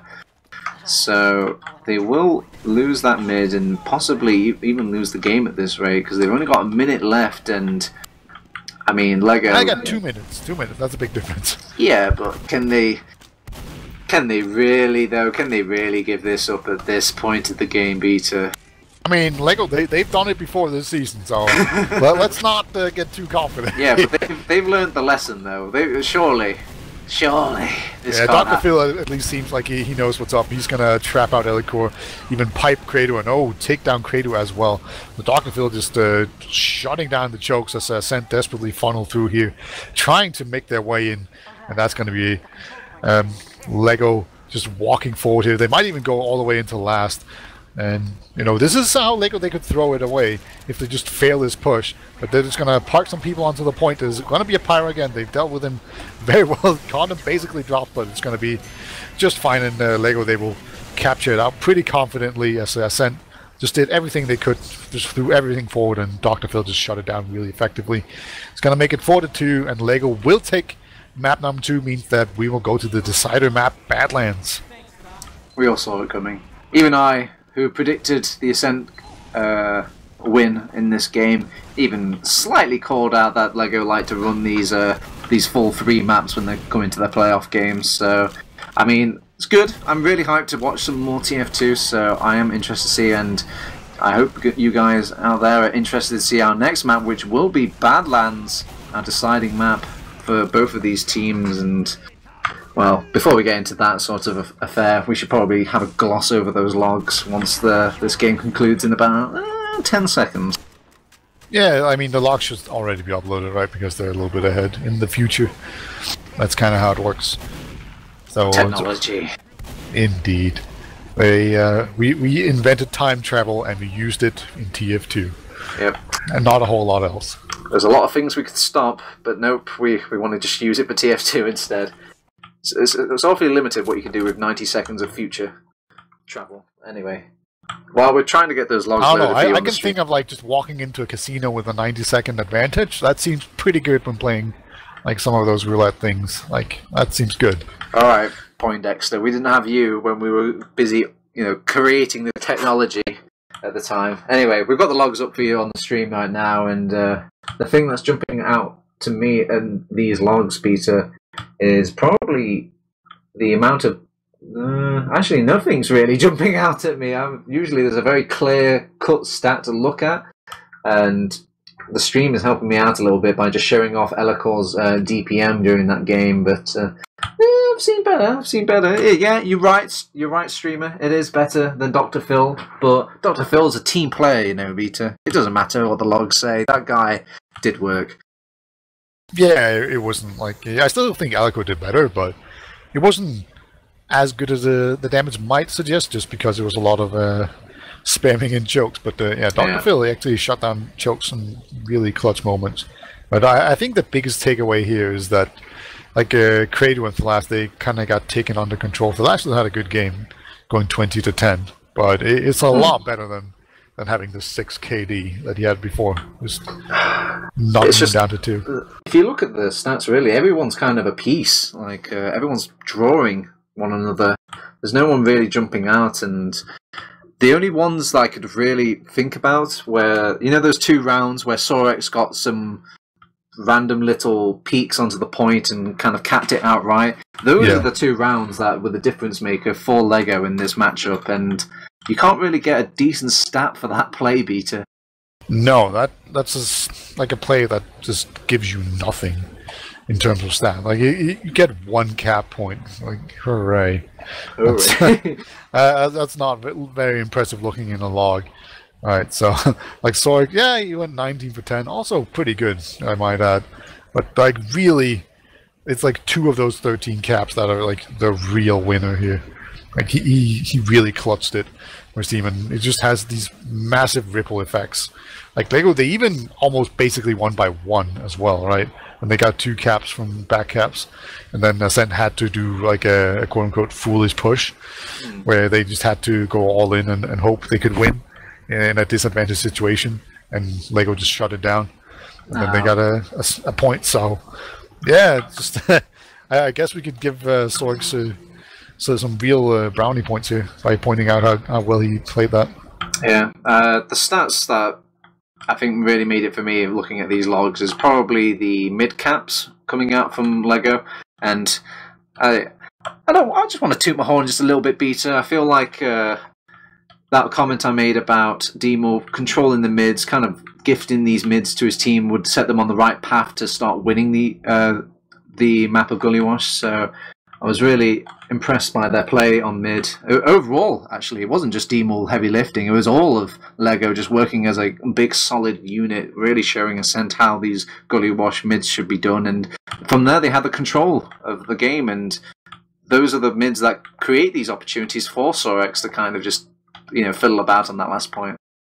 Yeah, I really love the Nemesis stat.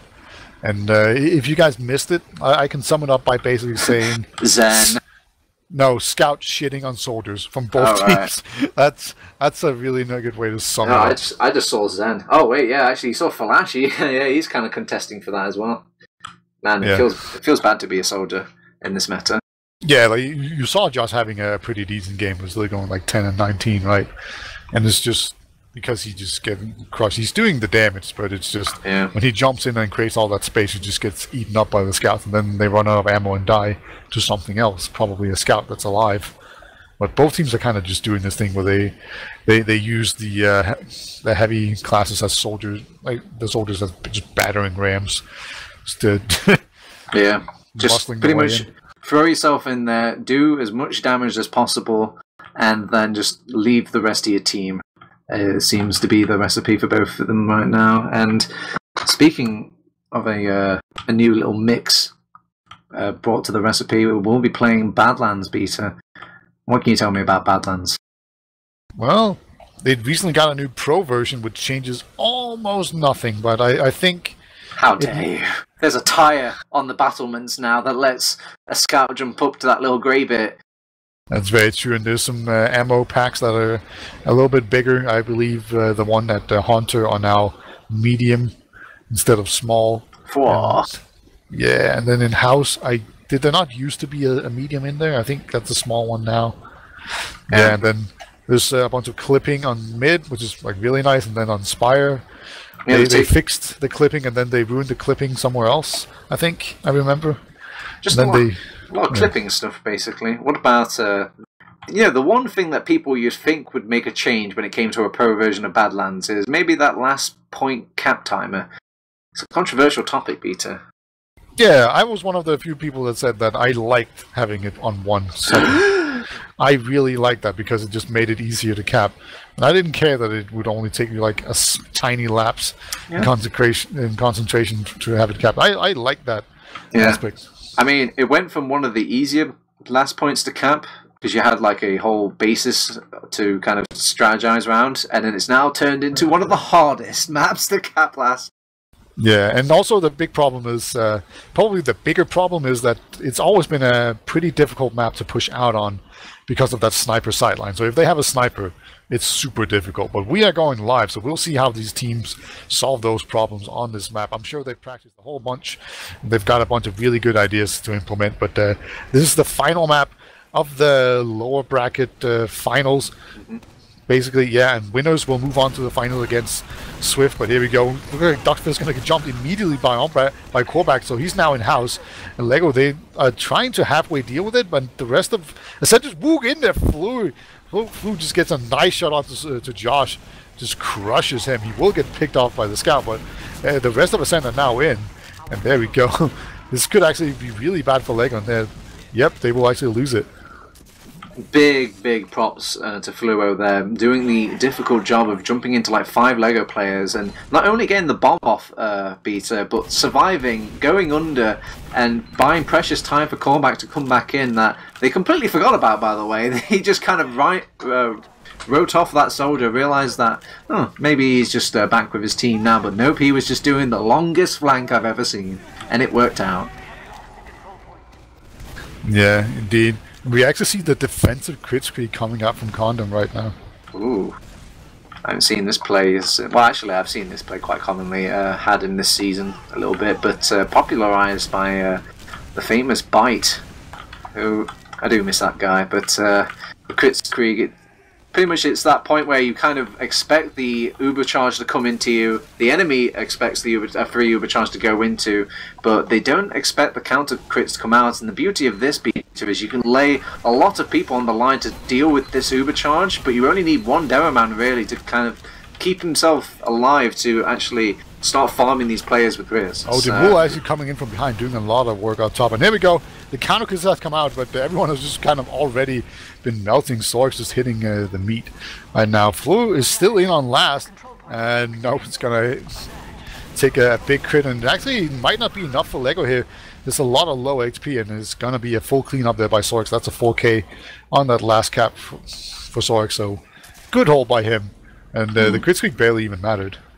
Yeah, I mean, on the bright side for Ascent, when they got those picks, it does make the push out for Lego a bit difficult, or at least scary, so they will just sit back for now and instead just think about building that Kritzkrieg up again. But now that you've kind of used the Crits surprise beta, what can you really do with it at this point? I mean, Ascent are going to know it's coming because they're going to keep track of Condom not dying during that fight. Yeah, I don't know. If I was Ascent, I'd almost expect him to have just gone in and switched. Like, I'm pretty sure that's what I would have done as well, just like cut my losses. But yeah, we'll see. Like, they are moving in right now, and Ombrek, he doesn't quite have Uber yet, and he is actually in crit distance, and there is this soldier outside here. Also, it's worth noting that if you crits a soldier and he hits just one crit rocket, he's just built an entire banner. And, and Josh does have a banner. What a fun fact! Wow. Yeah. Oh, there we go. Sorry. No, Josh's gonna go out here, gets a crit on. And yeah, that didn't work out at all. I don't even think he hit anything. Nope. So, oh, there was even a spy trying to go for a sentry gun. It actually works better if you don't pistol it and use your sapper. But that's not what happened. And here comes the Uber. And invulnerability is better than lots of damage. But that's just something I say. As they're actually all dying. Well, that was a dreadful push to start off with. They lost a player straight off the bat. Elcor had to kind of deplete his entire ammo to deal with the sentry gun, and they just rotated around and just picked off all the other players in all the other spots whilst they were waiting for the Uber charge to run out for Ascent. So that was kind of a car crash, but it's still 0-0. They still have mid. Oh, is that a banner? Well, they won't have mid for long. So. And they've got a Kritzkrieg as well, Beta. I don't think they would have been keeping track of this too much. They actually are holding a little, or hanging about a little bit of choke, so maybe a nice well-placed crit sticky from Dr. Phil could tear Omrak away from this Uber charge, but they actually will just be scary enough on their own just to push them back. They're going to have the Uber charge now, and Demul actually wins a 1v1 on the flank as well. That's really convenient. Oh, it was actually Flu who went behind lines. So having to deal with him would have been very annoying. But no, instead, Lego just going to have this advantage. And there we go. Josh is going to jump in there. Actually gets core back. But there's going to be a lot of stickies. It's going to be pretty difficult for Josh to actually get anything done with the rest of this crit streak. But Lego, there's still 2 players up, so they could definitely go in there. And that's exactly what they're going to do. Demul is going to be the sacrificial lamb going in there, sacrificing his own life. And now Lego, all of a sudden, they've lost 3, so they got the Uber Force out, but it was probably at a little bit too high of a cost. Yeah, they all my God, the airshot on Spire? MGE! Well, but they've done their job. They've kept Josh away from actually capping that point, and I mean, caps weren't really going to come into it, Beta. He was just one man, and there was a ×4 cap over for Ascent, so they won that out just from an arms race alone. But you know, it just stings a little bit more when you also kill the soldier as well that was trying to make the play. So Josh will go down, and it's Lego's last point that we're back at again. Indeed, they're going to be sitting here with another Uber disadvantage. We see Phil on the loose cannon. Going to try and bounce people back with that. No pyro, surprisingly enough. It's actually really nice to have on last, but they are taking their time right now. And they're actually going to go in through the right side. Very interesting. There's just no one there from Lego. But they have also not used their Uber yet. So a pretty interesting fact right now. Lego, they're kind of happy with this, I think, just because it slows things down. But there we go. They lose their engineer. It's very unfortunate. You want to just lose the sentry gun and then not have to lose your engineer. But yeah, they just made little to no headway right now. They're going to try to rotate back in, but I think it's just been too late right now, and Lego, they now have their own Uber, and that's a really good hold, and an odd decision to push out to the right side when you have the Uber advantage. Yeah, it seems Ascent were kind of banking for a mistake to come out from Lego there, but they got to that right-hand side, and then they were just looking at each other, Peter, and going like, well, what do we do now? And they were just staring down each other, but Dr. Phil had the little double donking machine, and he got some nice little damage onto Ombrak that forced his hand first, and from there it was Lego's point to play. Yeah, Lego, they've just gone full on out, but there's a back cap going on. Oh, that's so unfortunate. Kratos just snuck his way in behind, and that's going to be the revenge of the Ascent scouts, avenging what Sorix did to them earlier on. And he just barely captured it in time, too, so just very sneaky going in there. And that's going to make it 1-0 of this match that's just all about the back caps, it seems. Yeah, this has to be a very strong mid from Lego here, because I've seen teams fall to that 1 point of... or 1 round on the board on the Badlands Mad, and that's not how you start off the mid. Josh gets air shot immediately by Callback there to open things up, but they do lose a lot of players in that choke area because they all bunched up, and I mean, Josh did go down in a magnificent manner, but he brought them down with some damage as well, so with Ascent just the demo man alive, Elicor's going to set up some sticky traps, but they don't even push from choke, they're actually going aggressive and they catch him out. Yeah, Elicor getting caught out there, that's a really big deal. It's going to make it extremely easy for Lego to just bully their way in and do whatever they want. It looks like they're just going to capture the spire and make their way in and actually climb the spire. That's interesting. Yeah, probably expecting a forward hold, maybe. Yeah, but when there's no demo man, what are you afraid of, really? Maybe they were expecting a very courageous forward hold. Oh, wow. Sniper coming out from Kratos is going to deter Lego from actually making that push into last now. They do lose callback, but again, you lose a player, the other team is probably going to throw a player in. It's just how TF2 works. So they do have Elicor back to the world of living, so they will have a defense set up with their stickies on the point and whatnot. But I can't believe Josh didn't go for a banner. This seems like the most obvious banner situation I've ever seen. But no, he's just on gunboats. So interesting enough. You see Kratos playing sniper, he's going to see if he can just pick anyone off if they try to go in a little bit too far. And we've often seen double soldier spam coming in from bottom right hand side from the Lego pair. See if they can get that early pick off. Actually, they're committing in with a push. There's nobody there to spam. Okay, well, that's a free right hand side. That's a free point. The Zen. Nobody's blocking the point. Oh, what a throw! What a throw coming out from Ascent there. It was really well played by Lego too, though. Like they locked the demo man and spawned with the 2 soldiers. They cleared the point of stickies, and then the scout ran onto it, so it couldn't get re-stickied. Like the 2 soldiers from Ascent, they were too slow to get onto it. But I don't think they quite realized how trapped in Elicor was. So it was a good play on Lego, but still, like that could have definitely been held by Ascent as well. All right, well, it's back to square one as both of these teams enter this mid-fight, and Josh, he's actually the one showing the aggression. He's brought a lot of nice damage actually, and a good follow-up from Lego, but it's actually the DM is working just a little bit stronger for Ascent. They're blobbing up, and the blob is scarier than the bite, it seems, and Zenith is trying to see the medic. No. If he got that kill, I would have lost my poop there, Beta, because that was 3 players dedicated to killing that one little scout there, and he almost made it happen. Yeah, that would have been absolutely nutty. Like Sen just running in there. He's done it before as well, so you don't want to take too much time. And that's kind of the thing with Prem players. They're supposed to be really good at killing people fast. So if you just give them too much time, they'll just crush it and kill your medic, right?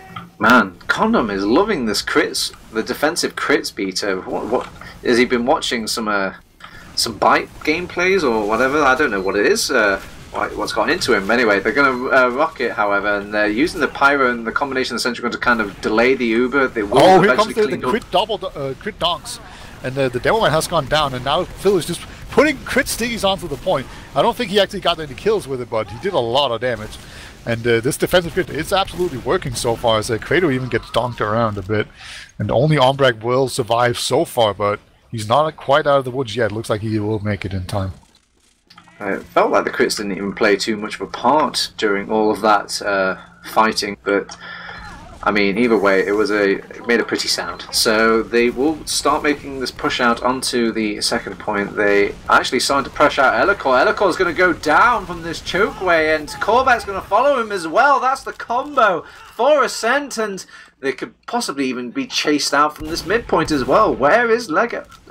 There's 2 players behind, and Sorgs has sniffed that one out. So, nice rocket there onto the last, and looks like Kratos going to just bounce in there as well. He's taking so much damage. Fluo, he's made the flank as well, but doesn't find Condom, which that's what everyone is trying to just get a grip of right now, but it's just too slippery, and his team is just too protective. Oh my god.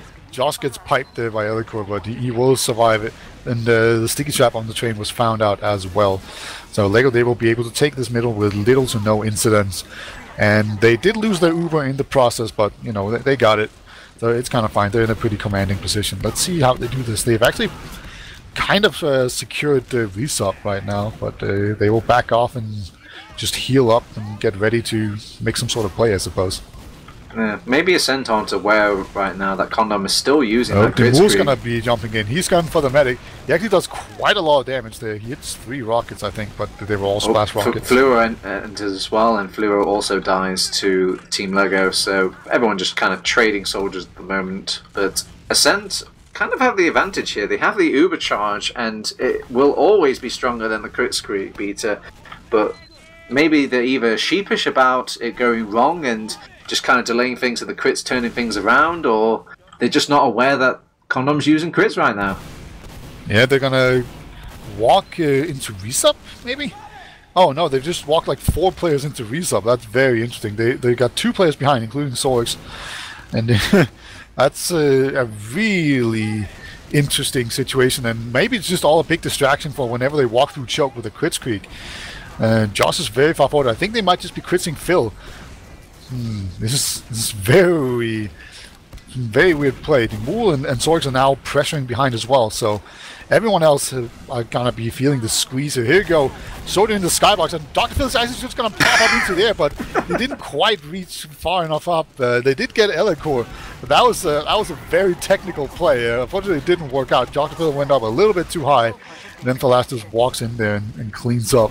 But now there's 2 players alive for Lego, and they're both scouts, and those are some of the best classes to have alive, and they are threatening the back cap, so that's going to force everyone to go back, and we're kind of left where we started. Man, that was something, Peter. Let's peel back the layers of that. So you had a distraction coming in from Demul, a very long, tall bomb, and Dr. Phil jumped with a sticky to kind of bring himself above the house whilst Josh goes down. Sorgs onto the on-break, and he gets him. He's just going to back off. No, okay, he's going to get caught out by Thalas, so he will get taken down for it, but Lego, once again, they are left with a medic advantage, and now they're just retreating as much as they can, and they're going to get 1 free kill. And there comes the demo man. Elikor just kind of fed himself in. He didn't find any damage, and now the scouts... actually... Oh, they did get Condom. Eventually. Yeah, they used everybody, though, Beta, yeah. So that is going to cost them quite a lot. They've already capped mid, so they're going to get a second for free.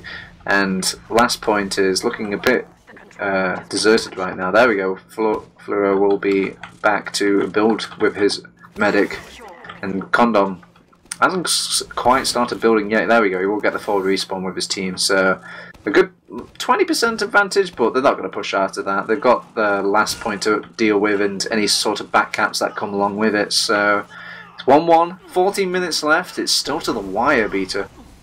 Yeah, I've actually found that a really nice way to gain an advantage if you think your Ubers are pretty even is that you can start to go spam over on the right side. Because normally what's going to happen is that you're going to deal some damage to some players, and then they're going to get arrowed by the enemy medic. And when he's arrowing, he's not building properly. And then you can actually just dot push doing that, just baiting him into arrowing. That's kind of a thing that you can do now. Because it just takes so many percentages off of it if you arrow. It's like 10 to 5%. Man, you're there playing 4D chess while I'm busy still trying to figure out what an Uber does. Anyway, Elikor in the meantime, gets a random pick onto Josh, but Josh is probably peeking these doors. Soldier Flu's going to try to go for the counter sack. Will not work. Soldier's going to body block him. It's all rests on Deemol's hands right now. And those hands are holding onto a sniper rifle. Oh, almost gets a peek on Dom right there, but he takes the elevator down to avoid that sniper. And, a scout point. Nobody's blocking again. Ascent. Is this going to happen twice in a row? They will block it now, and they've actually... Created +4 to Dr. Phil Empire. I think he's going to go down. No? Wow. The afterburn actually gets out. Oh, he even gets out, and he reflects a rocket as well. What a pyro this Kratos guy is. Well, so with all those players going down, I'm not sure if they can make this push onto second though, because Kratos was their scout man, and scouts are pretty valued when it comes to making the second point cap. And Flash will be around to cap it, but he's been brought down really low and doesn't really feel confident staying up there by himself. He'll have another swing at it, but Josh will get a nice air shot onto the Danishman, and Elikor is being pressured out as well. It's not looking good. The Kratos will come back and actually finish off that cap, and when all the dust is settled, it will go Ascent's way, and they might even get mid as well off the back of their player advantage. Callback is going in. He wants the Demol kill, but Demol gets out in time and they want to commit in. I like this from Lego. Oh, they got Condom. He surfed out, but Ombrak's gone down to Demol though as well, so it's just a straight up DM fight at this point, and the DM is stronger, or the position, or the focus fire. All these little tiny things are just going a little bit better for Ascent, and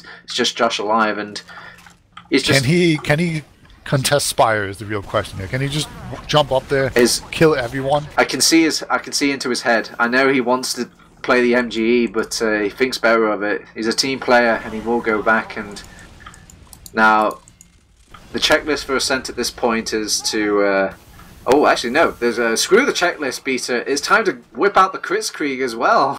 Okay, it's Kritzkrieg party. Ooh. Yeah, now it's going to be the boot's going to be on the other foot this time around. Currently, Condom is holding inside of spawn, so that's a really good place to be. If there's they checked it with the spy. Josh quickly went to, so they know it's coming. I mean, it's going to be a difficult crits, but Elikor has been. Josh getting picked off here though. Like, there's no way he's getting out. So that's a really poor play from Josh there, getting picked off right before Kritzkrieg. And here comes the Kritzkrieg.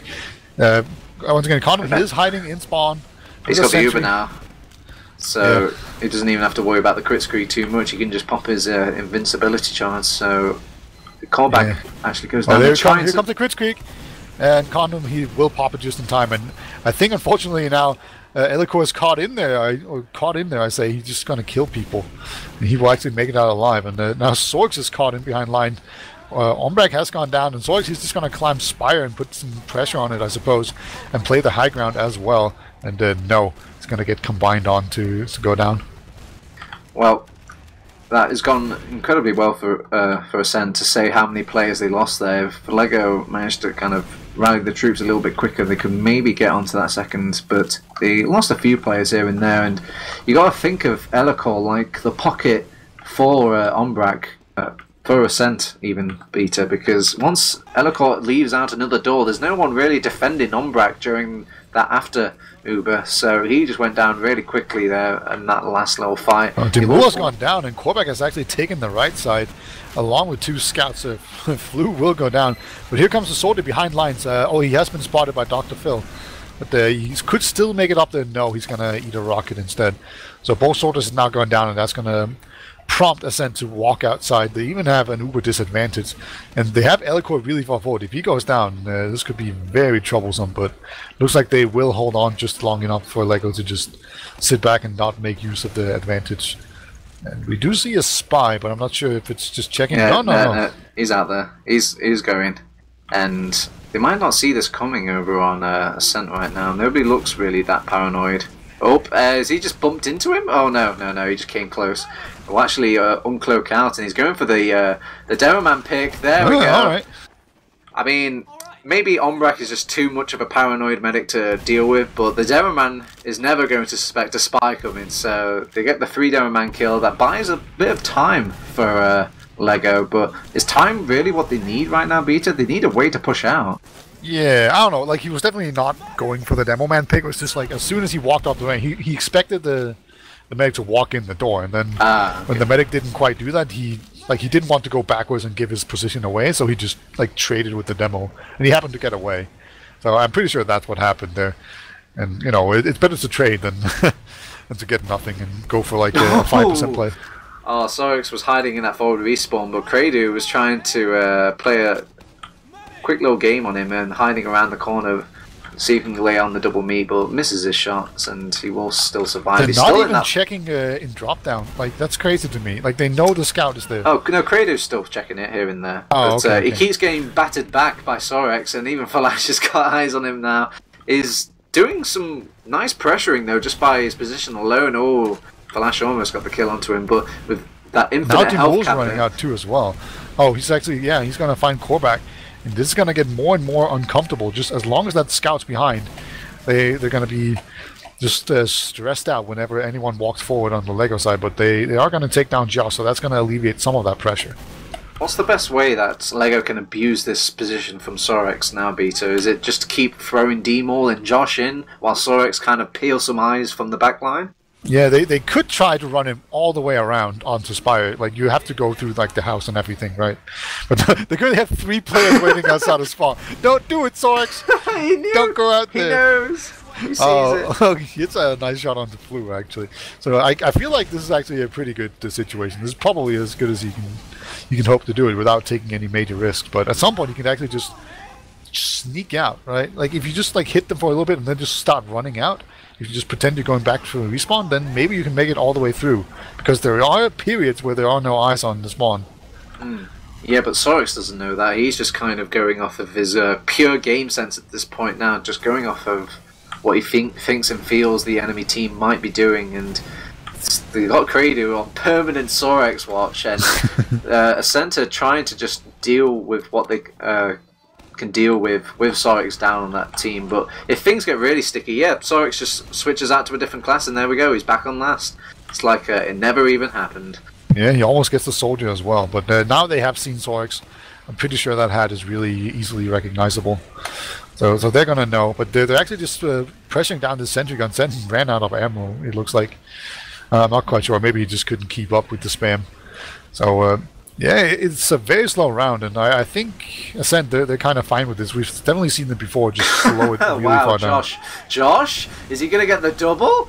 Oh, that was close. A good thing, though, you've got Umbrak kind of laying in some crossbow heals, some burst heal for his pocket soldier. But Fluoro just got completely manhandled by Josh there in his spam. Yeah, is Josh building a banner? Yeah, he is indeed. So he should have it for sure. Like, he just did a ton of damage, and he's been spamming for a long time. So I assume that he's going to have this banner. So that's going to make it even more difficult to push in here. And yeah, currently going to be very difficult. But oh my god, look at that. We saw the gameplay before with the last Pyro just completely winning the round. He's going to try to do it again. No. You've already decimated the pugs, Flash. Are you really going to do it again? Well, yeah, he has the one flame, like the one, like the secondary. He doesn't destroy stickies, right? Because there is a secondary that destroys stickies on Pyro. Okay. But I don't think that's the one he's using. I think he's using the bouncy one. I see. So yeah, I think the idea is like it lays off constant pressure, and keep in mind, Beta, not too many people always keep note of these little changes to Pyro, but if someone is set alight, they aren't healing quite as efficiently as like an average person is being healed. Their heals are just a little bit decimated by the... Oh, we actually have an Uber coming in here. Elikor triple pipes Dr. Phil. Great Uber coming out here from Elikor. They don't pop the condom. He was just sitting in spawn the entire time, but getting the demo man means they can put on a ton of pressure. And here comes the Uber from Condom, and look at the scout just getting completely bounced. Lass is in there. He gets shit on by a scout. He is still a pyro against the scout after all. The Lego scout, they're just powering forward right now, almost getting Kratos down to 6 HP just with like an incredible pistol aim. And I think at this point Lego, they might have to back off, but they are not. They are just moving forward right now, and some really nice arrows on Spire is going to save a whole bunch of things. And here comes the banner as well from Josh. And he's on Spire now, but Condom has been taken down by a nice rocket from Korvac, who hits another nice shot. And that was just a lone two-man team for LEGO holding last, but that was definitely a bit too aggressive. There's a 15-second respawner timers for 3 players over on LEGO right now. They've even got a scout on point, and they're just throwing bodies to just get this point defended, but it's all said and it's all been done. It is 2-1 to Ascent, and there's only 3 minutes left on the clock meter. Yeah, that's LEGO was just too aggressive right there. So it didn't work out. It's really unfortunate they just became too aggressive, and then it didn't pay off, and it just goes to show how difficult it is to actually push out. Yeah, it's the banner. They feel like this banner is so powerful to them, and once they get popped off, they feel like they can do absolutely anything. But Ascent just play off of some nice little rotations and just focus fire, and it wins outright. And a very nice start for this mid for LEGO, however, where they open up with 2 very easy picks and some very nice positioning to boot as well. And they're going to get this capped rather quickly. They can maybe even snowball this into a last if they want to get really chasey with it. But Ombrak will survive that mid, and he will actually build up that Uber relatively quickly as well with Flash. And we have ourselves a pause. Yeah. Indeed, Ombrak getting out is really important, because otherwise LEGO would have the opportunity to just roll all the way into last, just not even having to deal with the whole what if they re-push, what if you don't pop them kind of scenario. But now they're going to have to do that. I'm pretty sure LEGO will still be able to get Spire, no problem. Oh yeah, like most definitely. Yeah. It's not even really a question. Yeah. But yeah, it's still going to be a matter of how they can push last. And like so far, it's been a bit of a mixed bag. You know, we saw the right push work really well, but then they haven't really tried too much else on these last pushes yet, I don't think. I feel like the best pushes that have happened on this Badlands is where a second push out has gone absolutely dreadful. And yes, they just kind of ransacked the last point without even having a fight there. So, but I can't see Ascent really pushing. They've got 2 minutes left. Well, about 2 minutes 30 seconds. I think it's 2.5 or something. Yeah, 2 minutes 30 seconds. I think it was actually 34 just to be exact, but I can't see them pushing out. I can see them just sitting at that last point, parking the bus, and waiting patiently for their free, guaranteed grand final placement in ETF2L Season 28. Yeah, that definitely seems like the winning move, like the one that leaves you least exposed. You have to be a little bit careful not to be too passive and just give away too much position, but since you're already back to last, that's not really the biggest concern in your entire life, I wouldn't say. Yeah, I would definitely agree. If we were like at 11 minutes left, then maybe LEGO could do the tactical, oops, we lost like a bunch of players and Ubered for no reason. Let's like run out as we have on positive, and LEGO will capture Spire, you know, and then they could bait us into pushing. Josh and Sorex are going with Condom very aggressively already in the base. But not a Kritzkrieg, right? Oh, no, they're not going to push out it. Oh, actually, no, they're going to dot push it. Very ambitious from Josh, but you've got a Pyro to deal with this, and he just pushes them out. So, with the Ubers taken out the equation, you can't help but think that Ascent are a little bit nervous here. But I've seen some pretty garbage dry pushes coming out from LEGO as well. So there's only one real play they can make from this dry push, and that's from this bottom left-hand corner. They're sticking on the point. They've got Scout on the point. Not again, not like this. Dr. Phil takes out 2 players, and there's only really the Scouts left to contend with, but it's just Dr. Phil and Condom, and Condom's not going to cap the point. He wants to stay back. He wants to stay alive. Keep these Ubers healthy for his team, and, you know, grant another shot for LEGO to get this round. Yeah, there's still 2 minutes left, so that's plenty of time to work with. Joss has even gone banner, so that goes to show that he probably thinks it could be an even longer match. So if you build Uber and you build everything else, then yeah, you have a shot. Right? You can maybe Uber in just on the dot-ish, and then you just Uber and Josh, and then you build a banner, and then you push in with the banner. That might be the plan right here. Yeah, Josh is taking a lot of damage. He almost dies, but he will survive. And there we go. There was the pause. Looks like nothing of note really happened. There's a pirate to deal with. Yeah, they're actually going to go in through the right push, and I think the entire goal here is to make Josh do a lot of damage, and he does do damage and get kills, but no! Elecor gets so many kills. Yeah, they try to go for a point play in 2017 beta, but this is not old Badlands. This is new Badlands, and that point takes a lot of capping to actually cap. So they will actually slightly pressure it's out. only Korvac, I'm pretty sure. Yeah. No, it's actually a few more people. No, they're not. Oh wait, actually, yeah, they will get the second. Baited.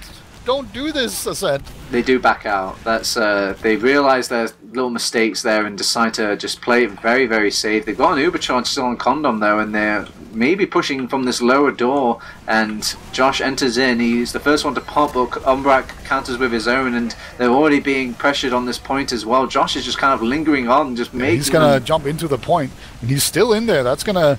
Oh, okay. Korvac's just waiting in there, just airshotting him. There's 15 seconds left on the clock. It's just, oh no, this sentry gun's just mauling the entire team of Lego. It's just Sorix left, and with like 7 people on that point, it is over. It is done. It is Ascent.EU. They will be guaranteed second in our season 28. They've won the lower bracket against Lego. What an underdog story. Nobody expected them to be this good coming into the season. Like, we all just knew that, oh, they're probably going to be like a 5th place or something. No big deal. Like, and they just become better and better throughout the entire season, and now they're in the finals. And they already had an incredibly close game against Swift, which they really felt like they should have won, and they definitely could have won. It was not just like ego or anything. It's like they legitimately could have won that. So now they're going to be feeling that they have all the chances in the world. So if they just continue their good play, they could win this, and that would be an absolute Cinderella story. My, it truly is history in the making, and Ascent should be incredibly proud of their achievement to not only take it the second place, but to take it against Lego as well. A very, very, very good team in many people's eyes, and it was down to the very last second, it felt, for this game, and still a very good job by Lego. It was very entertaining to watch. It was, again, I have to reiterate how close it was, Beta, because it was coming down to the final seconds, but they just had to make those desperate pushes, and a sentry gun is a very mighty thing in this game against the desperate people. Yeah, at that point it was just lambs to the slaughter. But yeah, again, I feel like it was a back cap that won it. So both Lego got 2 back caps on Gullywash, and then Ascent got a back cap here on Badlands, and that was what won it, really. Like, that was the difference. So it's a powerful thing. Sweet Jesus, Beta, have you seen those logs? Look at how much damage Alcor has over Dr. Phil. Oh yeah, it's pretty crazy. Yeah, Elicor. Damn, that's a really big difference. Elicor has been absolutely on fire. It's been really cool to see. Like, and I don't feel like he's just like another DM donkey either. He's like actually playing really well, and he's just hitting things as well. Man, I remember talking to Ombrak at the French LAN, really hyping up about this Elicor guy, and he wasn't even on his team at that point. He was just really, really happy about this this demo man and this talent in the French scene. And I was like, that guy? Oh no, I mean, he wasn't having a hot LAN at the time, but God, he is hot today. He's on fire, Beta. Yeah, he's even been good at other LANs he's been to, so he's just on an upward curve. Let's just hope he peaks in this final. But let's talk to Ombrak. All right, yeah, let's put away the toys. Let's talk to the champion, this maybe to soon to be crowned season winner of ETF2L. Ombrak, welcome to the channel. How are you feeling? Pretty good. Pretty good. Ombrak, I know you must be incredibly pleased with your win, but I've got to know, how was the mumble, the atmosphere for the team during all of the maps? Just break it down to me, map by map, moment by moment. What was the tension like in the mumble? Actually, I was expecting like maybe people to be more tense than usual, but it wasn't really. I don't know if it's the fact that we had Talash playing with us as well. But first map we were actually like we knew like they got the early lead on Reckoner, and we really kept calm. I think the only thing at the end of the map I said was just chill a bit. I think that people were actually over talking I don't know, like the stakes didn't really make us shy in how we called and stuff, so I had to tone things down a bit. Then on Gully, maybe a bit too much, like the opposite end of the spectrum, and Badlands was kind of tense, but I don't know, I feel like we knew we could get it, and that plays a lot when you know you can make it. Like we had great, like really tough games in the past seasons, but we knew we were the clear underdogs, and we knew like we didn't have a lot to win. Like I remember playing Arctic Foxes in playoffs 2 seasons ago. We knew they were the clear-cut favorites, and we had slim chances. But this time, I feel like every time everyone considered us as the clear underdogs, but we knew we had it in us. We had always had close game against all of these teams like Low Panda, Lego, and Swift. So maybe we had something to prove to people, but I'm really happy on how the team shaped up tonight. Alright, Umbrak, you've got to talk me through these maps, man. Were they, coming into it, were you happy with your map choices that you made?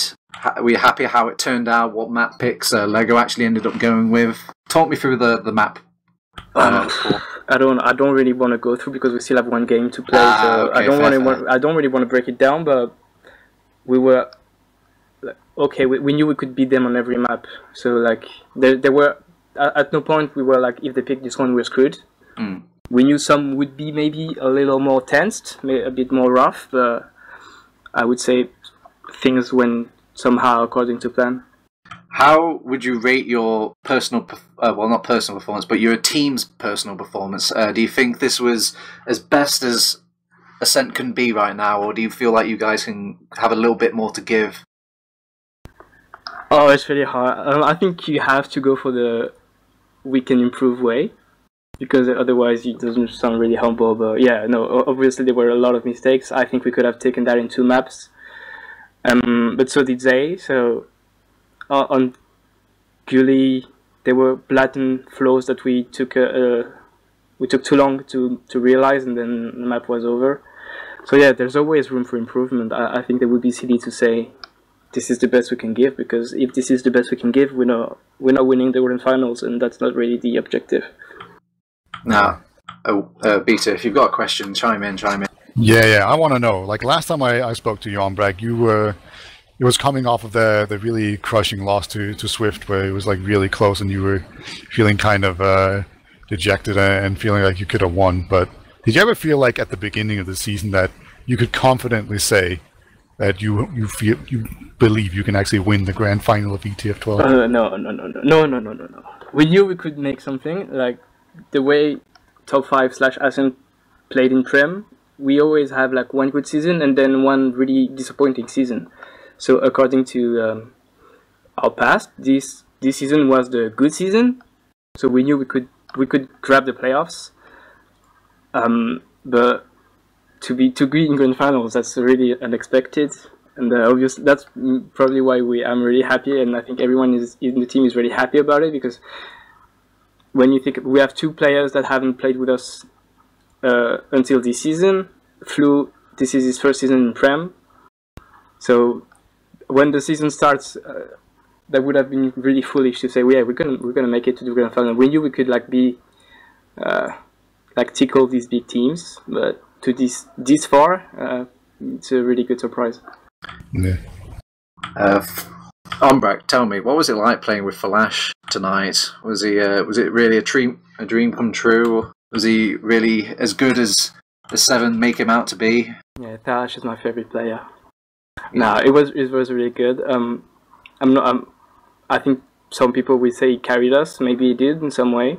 I think the biggest input he had in our team is that he slowed things, like he calmed us at some point where we could have been, like, he has the experience of these big games, so he knows when to chill. And like there was a pause at the end of the game where Flu and Elako were arguing about how to hold last. Wow, tactical pause there. And Talash just asked for a pause because he was right, we needed to chill. So like we got a pause. I made both of them shut up, told them how to hold last. Talash gave some advice as well, and like when you look at this, the 3 last teams in playoff, they all had the 7 players at some point playing for them. Kate is smirking for for Swift, Drag playing for Lego, and Talash merking for us. So obviously you want to get the best players you can have. So yeah, I think really props to him because, like, let's face it, we probably wouldn't have won without him, and I think we gotta give him that credit. So, would you place him as your most valued player, like throughout this entire series, then, or do you think anybody else on your team deserves some shout-outs? I always like to see us as an actual team and not like some talents playing together. But I think it's really hard to forget about Elacor. I think he had 400 DPM pretty much on every maps, and I don't know, like maybe he's not the best players in the season, but I think he's the most impactful player I've ever seen, as in damage output. Like what he does, it's really amazing to play with him because you have a reliable source of damage every night. So it's really, really nice, but I don't really want to say this guy was insane and then overshadow the others, because again I felt like the way we came here is really as a team. Like some people are going to look at logs and see, well, Flu has a really bad game because he went like 13 for 21, but he creates space for us. That roam alive. Yeah, and that's pretty much what we need. So yeah, if I could get like Drac, nuts, but the way Flu plays with us is pretty good, and I don't know if you're in grand finals, in the end you can't really put down to one player. A teammate and a team player through and through on Brack. Beta, have you got any final questions to close out this interview? Yeah, are you going to win the grand finals on Brack? Whoa, I don't know about that.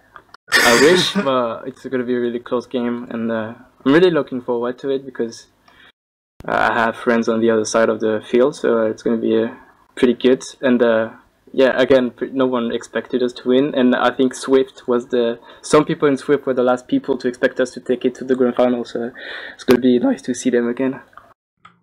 Alright, Umbrack, it's been a pleasure listening to you. It's been a pleasure watching you, but sadly we're going to have to leave things here. People need to go. People need to prep ready for this grand final that's unveiling and coming soon. But I will reward you with a shout out, however, for all your nice little entertainment that you brought us this evening. Is there any special people you want to shout out to at all? Usually I say shout out to my team, but this time I'm going to make it a little more personal. So shout out to Elacor, Corback, Flu, Credu, and Talash for being a best merc you could ever ask when it comes to Pocket Scout. Shout out to Lego, because in the end, if you have a good games, it means both teams were in a decent shape, so shout out to them. Shout out to Funds, who played with us earlier this week. Shout out to Crafty as well. So pretty much every merc we had. Shout out to Nerdhouse too. And shout out to you guys for casting this, making this happen, and sending me into the grand finals. I'm sad I won't be able to cast it, but I will have things to do that day. Yeah, there's a lot of love in this room right now. Beta, have you got any more love to spread? Yeah, I want to. And shout out to us. I want to ruin the whole move by saying, upload your damn demos. Please! Yeah, I have a whole bunch of ticks and I just can't record things because there's no demos to record from. So that's that movie ruined, right? But on a more positive note, I'm going to do... there's going to be a map making contest that I'm going to make, and I'm going to be putting some money on the line for that. So if you're a map maker, you can make a payday, and there's going to be more with that. But step one is going to be making a map. So keep your eyes peeled for that. There's going to be like some real money on the line. You can actually win a lot. So I'm just going to leave it at that, tease you with that. But I'll make a post on TF2V and whatever the map making site is called, like tf2maps.net, I believe. Other than that, just congratulations to Schwanbeck and the rest of the Ascent team. And good luck in the finals, and been a pleasure. Can I just... so shout out to Ascent, and as Funds is reminding me, I'm going to put in chat, we have a campaign for Ascent merchandising, so if you want to get one, not that we're famous and good at this game. Can I get an Umbrack body pillow? We can discuss that privately, but okay. Okay.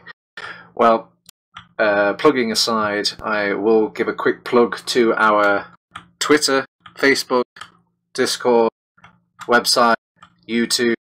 Just all search for teamfortress.tv, you'll find it, I promise you. But I'm going to give a big shout out to Beta, my co-caster, joining me this evening. I'm going to give a big shout out to Ombrak, who joined us in for the interviews, and the second biggest shout out to Degu, our production man, who was doing all the hard work in the background, providing you this show. But who does that make our biggest shout? Oh yeah, it's you guys. Yeah, you guys are the reason we do this. So thank you for watching. Thanks for tuning in to Ascent's victory over LEGO in our ETF2L Season 28 lower bracket final. It is truly a Cinderella story in the making. Will Ombrak lead it all the way there? They have to face off against Swift in the grand final, which will be coming up very, very soon. I've been TurboTabs. Again, Beta, Ombrak, Degu. Those have been the people on the show right now. Thanks for joining us. See you next time.